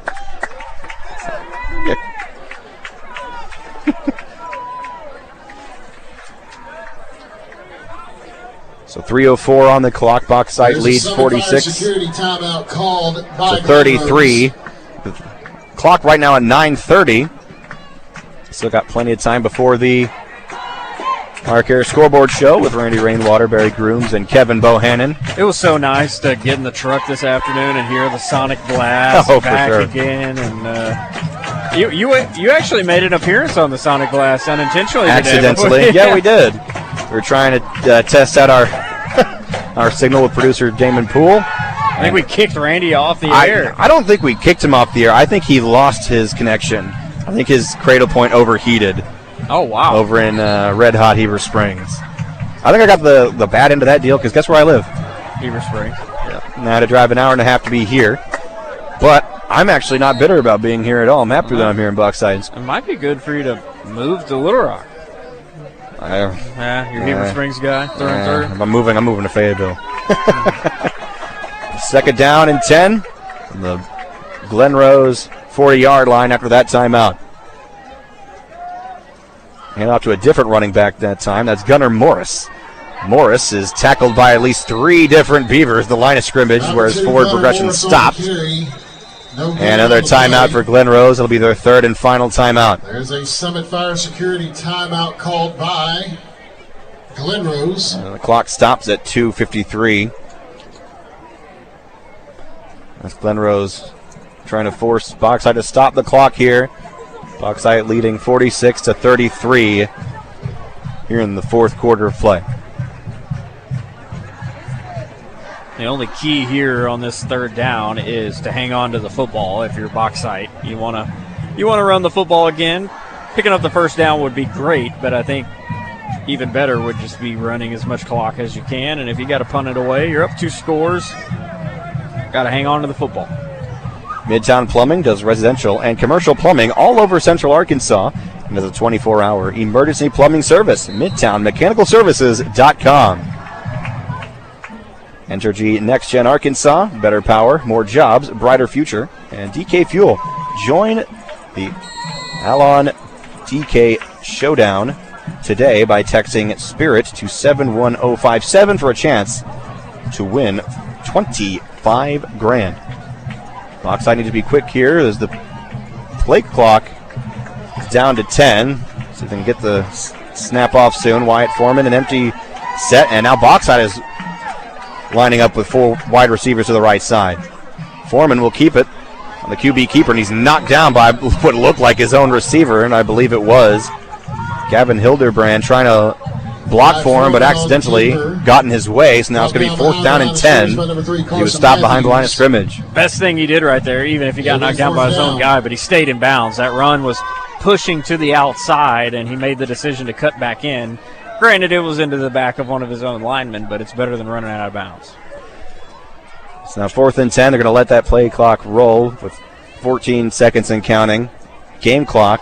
Yeah, I bet they take it all the way down and call 2:15. Their first time. That might be what they're doing, as they're not even going to the line of scrimmage. As the White Hat is anticipating that.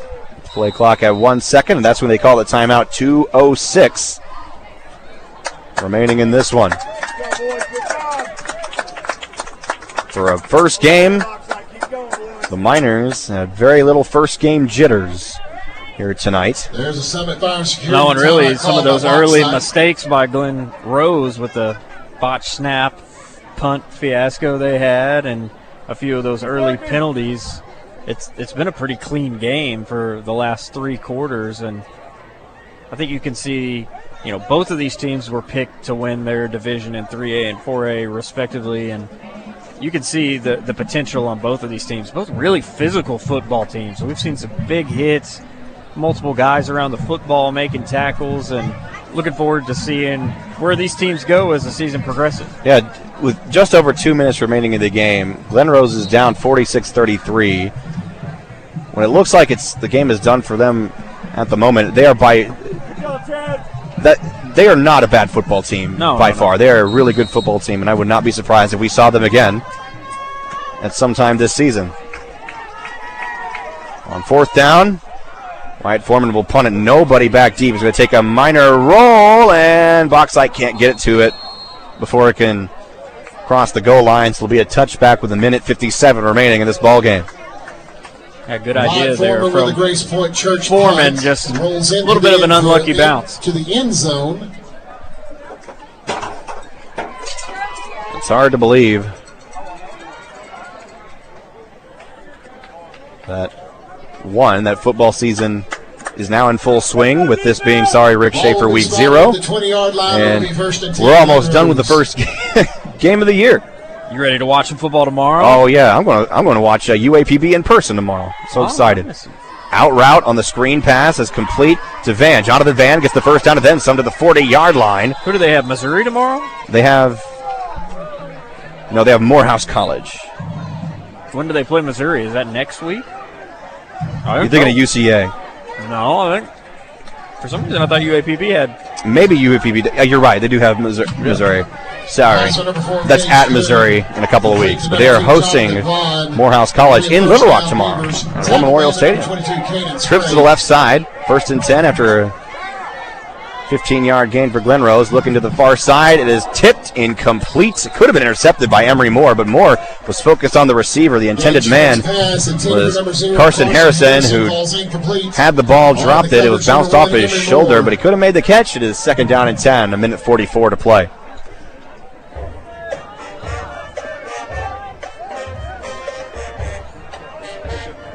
We will give you some score updates from around the state in the postgame here coming up shortly. Hood looks to throw, backs up to his own 25-yard line, trying to buy some time, and he throws it away to the Bauxite sideline. The Miners are looking for an intentional grounding penalty if he was outside. I think there was a guy in the area. Yeah. Clock stops at 1:35, 3rd down.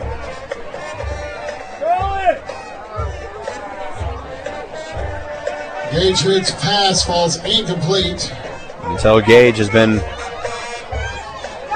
battling both sides of the ball. He is exhausted, but still giving it 100%. He's giving it his effort.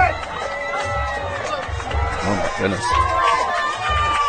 Dual receivers on each side. Gage Hood takes the snap, has a little bit of time, firing it down the middle, and is in and out of the hands of the 50-yard line. Carson Matthews dropped it. It'll be 4th down and 10. That was a great pass. It was a really good pass. By Hood. Threw it in between a number of defenders. Not the easiest catch, but one you got to come up with. Yeah, Carson Matthews had very little time to react, trying to catch it with his arms rather than his hands. So it's now 4th and 10 with 90 seconds left on the clock. Bauxite leads 46-33.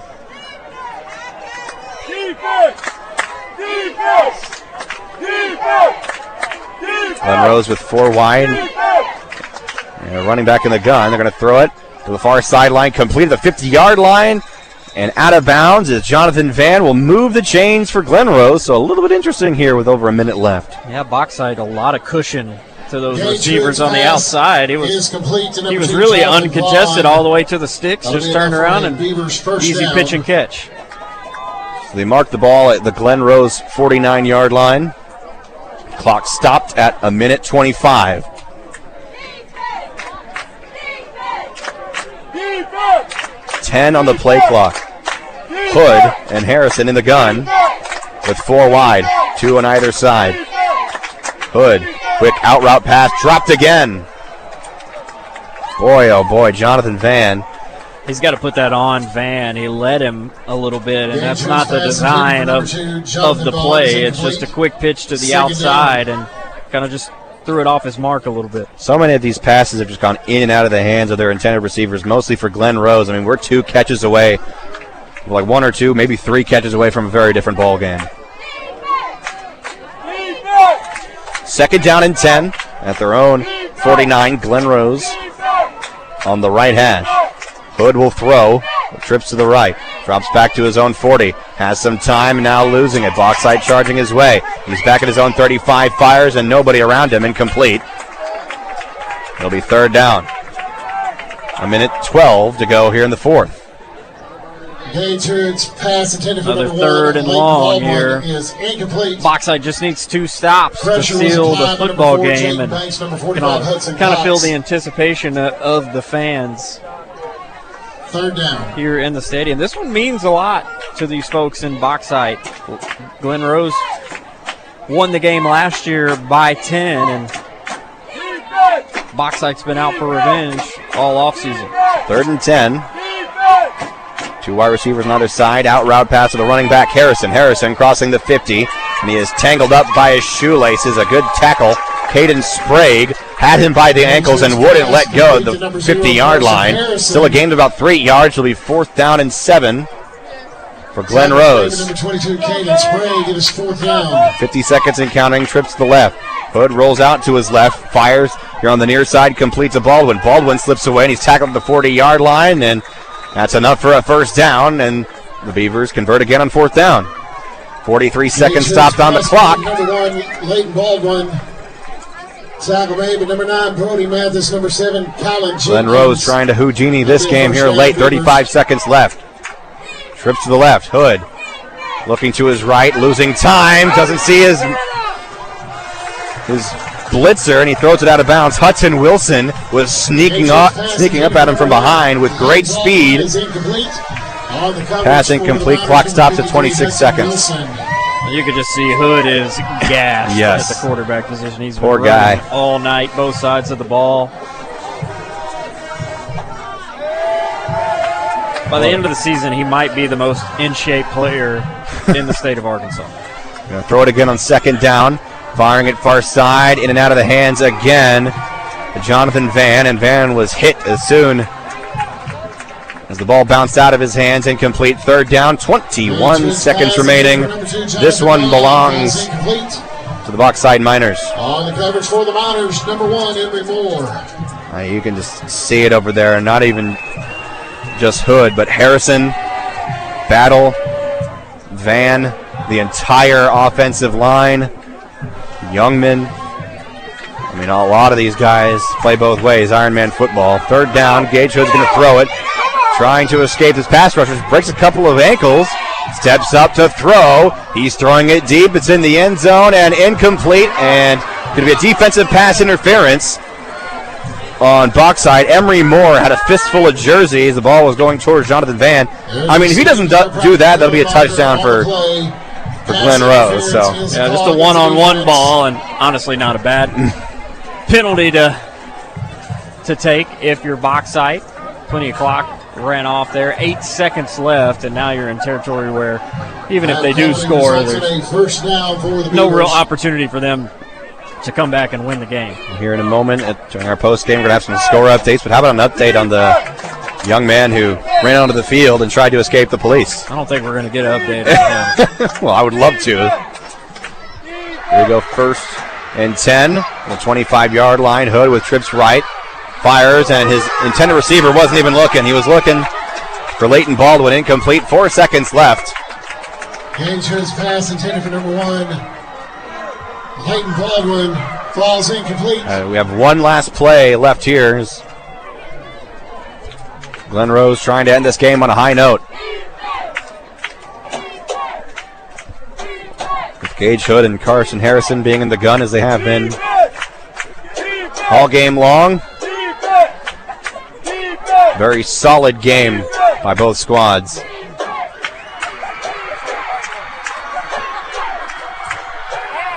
Toss to the right side, Harrison to the 20, 15, reversing his field, and he's tackled at the 13-yard line, and that will do it. The Bauxite Miners victorious over the rival Glen Rose Beavers. 46-33 is our final score.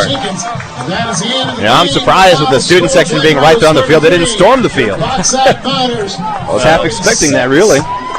Gotta expect to win, know how to win, and Bauxite fans very classy, students very classy. A big win for the Miners and an impressive way to start our 2026-27 high school football season here in the state of Arkansas. The team that made the least mistakes won this ball game because, like I said, it was a very solid game between the two squads.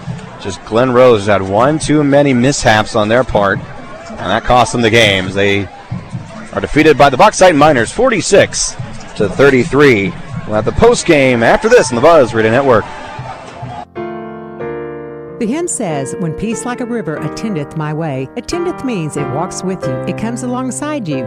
For families walking through loss, peace does not come all at once. I'm Renata Jenkins-Byler. For 3 generations, God has placed it on my family's heart to walk beside Arkansans and help guide them towards peace and to make sure nothing is left undone. It is our greatest honor to help families reach their place where they can say, it is well. Roller Funeral Homes, with all our respect. Pain has changed, so has the treatment. Arkansas Spine and Pain isn't your ordinary pain clinic. Advanced interventional therapies can give patients like you options that go far beyond simply managing your pain. Their specialists work to identify the source of your pain and develop a treatment pathway designed to reduce pain, restore function, and get you back to living. Instead of just managing the pain, treat the pain. Arkansas Spine and Pain, not your ordinary pain clinic. Advanced treatments, better options, ASAP. Hey, this is Mitch at Red River Ram, Dodge, Chrysler, and Jeep, and I just want to say thank you to the great people in the state of Arkansas for making us the nation's #1 Ram, Dodge, Chrysler, and Jeep dealer. That's right, folks. We are #1 in the entire nation, according to Stellantis' own internal report card. And if you want to find out why, you want to make that beautiful drive right here to Heber Springs during the Make This Summer event. Or check us out online at redriverdodge.com for the best deals in the entire state. In today's digital world, compliance isn't just a box to check, it's a necessity. Network Services Group will help you navigate the complex landscape of cybersecurity regulations, making sure your business stays compliant and secure. Stay ahead of the curve. Focus on what really matters, growing your business. Network Services Group, your partner in compliance for banks and medical organizations. Network Services Group. One call does it all. Well, I spoke too soon, because as soon as the handshake line was over, that's when the Bauxite students took the field, and they now join the players on the field as they're getting a victory speech by Coach Perry. 46-33, Bauxite defeats Glen Rose. Whew. I need to take a quick breather there after that one, Jackson. Trip Keeter, Jackson Braswell here at the pit, finishing up this ball game. A great first game of our 2026 season for the game of the week. And as we start our post-game show, Jackson, your thoughts on this ball game? Well, well-played ball game by two teams. There's going to be some mistakes in the first game of the football season, but it wasn't anything egregious by either side. I thought Gage Hood played a great game for Glen Rose. You know, has to play quarterback and safety, but Wyatt Foreman, the sophomore quarterback for Bauxite, so dynamic running the football, ran for over 100 yards in the first half, and then it was his arm in the second half that really sealed the deal for the Miners. Was looking towards number 3 Carter Ballard's way quite a bit, the senior, with 3 touchdowns tonight for Bauxite. A big body out there, around 6'5", and made a ton of plays and was really the go-to option in the end zone. And then the defense for Bauxite, they stood tall when they needed to in the fourth quarter, got just enough stops to keep Glen Rose out of that one-score ball game territory and not give them the ability to come back and win this football game. And you can tell this one means a lot to the community. I mean, not just the students on the field right now, really the whole community out there with Coach Perry talking to the team and celebrating this victory. And really, Tripp, just just excited for the rest of the year and some of the good football we're going to get to see. I mean, when you say Bauxite's a small town, I mean, you're talking about 500 people level of small town. I think nearly everybody was here tonight. That's how much this football program means to them, and you can tell they're excited. Football season is finally upon us once again. 46-33 is our final score, and we'll see if we can check some out-of-town scores when we return on the Buzz Radio Network. I'm Laura Landro, CEO of Entergy Arkansas, and we have a plan for our growing state. We're building new, more fuel-efficient power plants to keep up with your energy needs. We're reducing outages, and we're ensuring Arkansas has the power it needs to help attract new industry and better jobs, all while keeping rates below the national average. Like most Entergy employees, I'm from here, and we're committed to creating a brighter Arkansas today and for the next generation. Clogged drain, hidden leak, dreaming of a new kitchen or bathroom? Midtown Plumbing and HVAC has you covered, providing professional leak detection, drain clearing and cleaning services, complete bathroom and kitchen remodels, and now full HVAC services for your home or business. Fast service, quality workmanship, trusted local experts. For all your plumbing and HVAC needs, call Midtown Plumbing and HVAC today. That's Midtown Plumbing and HVAC. Find them at midtownmechanicalservices.com.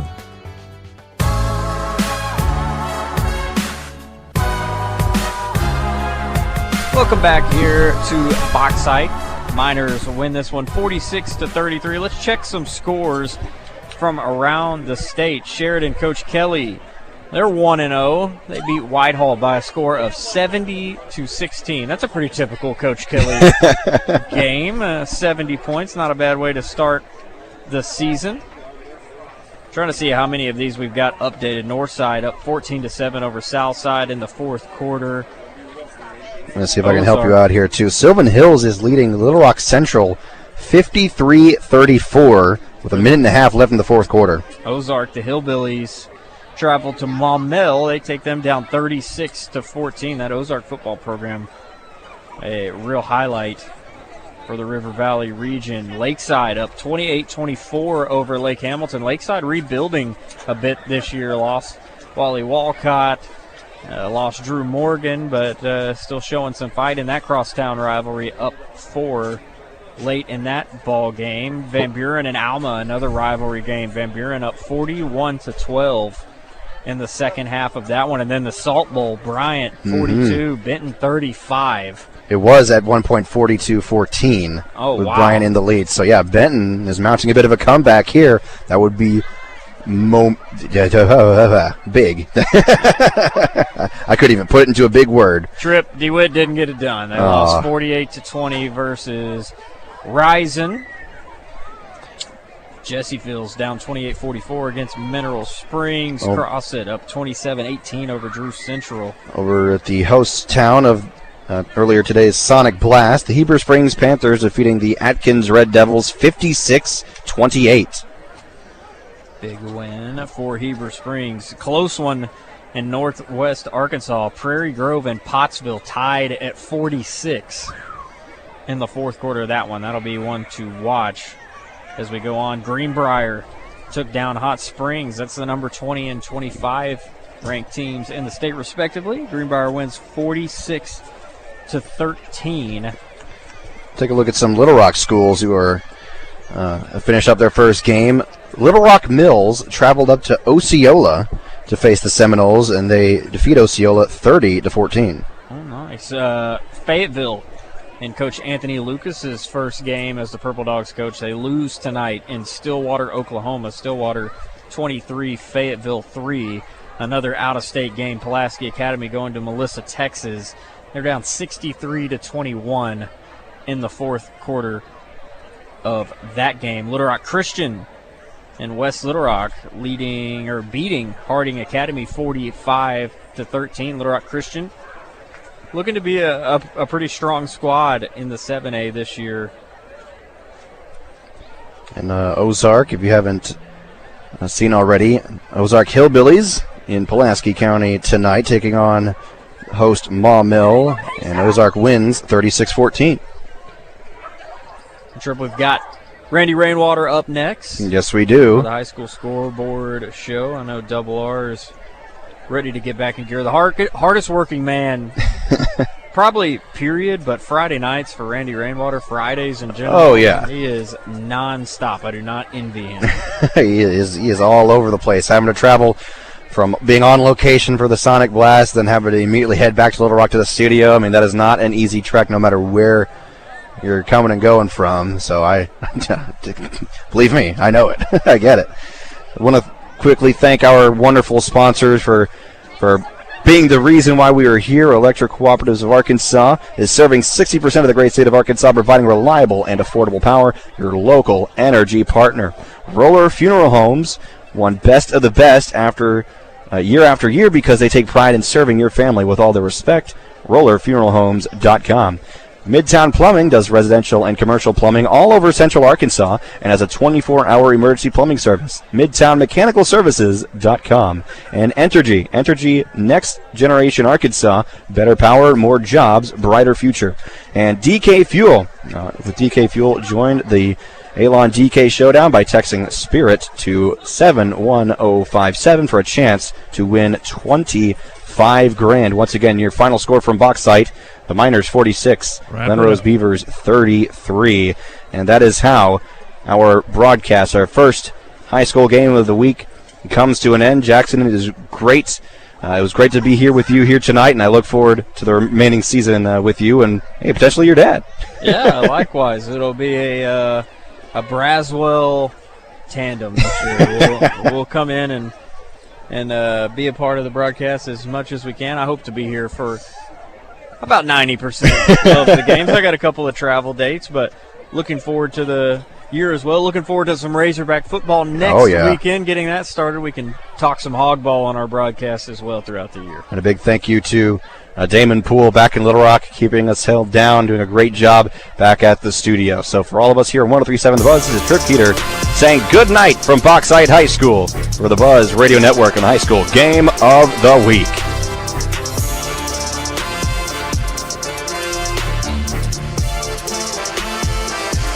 Good job, fellas.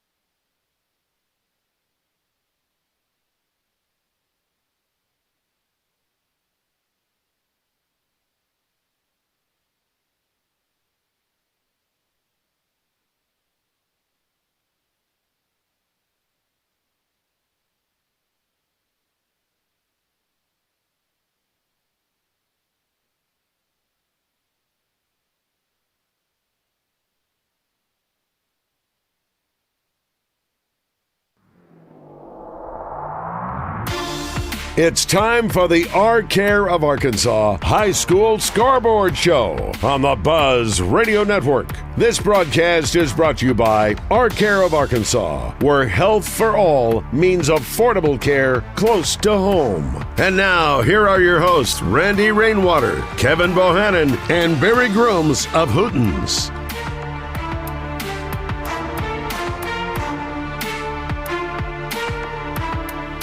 Welcome back to another year of the R-Care High School Football Scoreboard Show.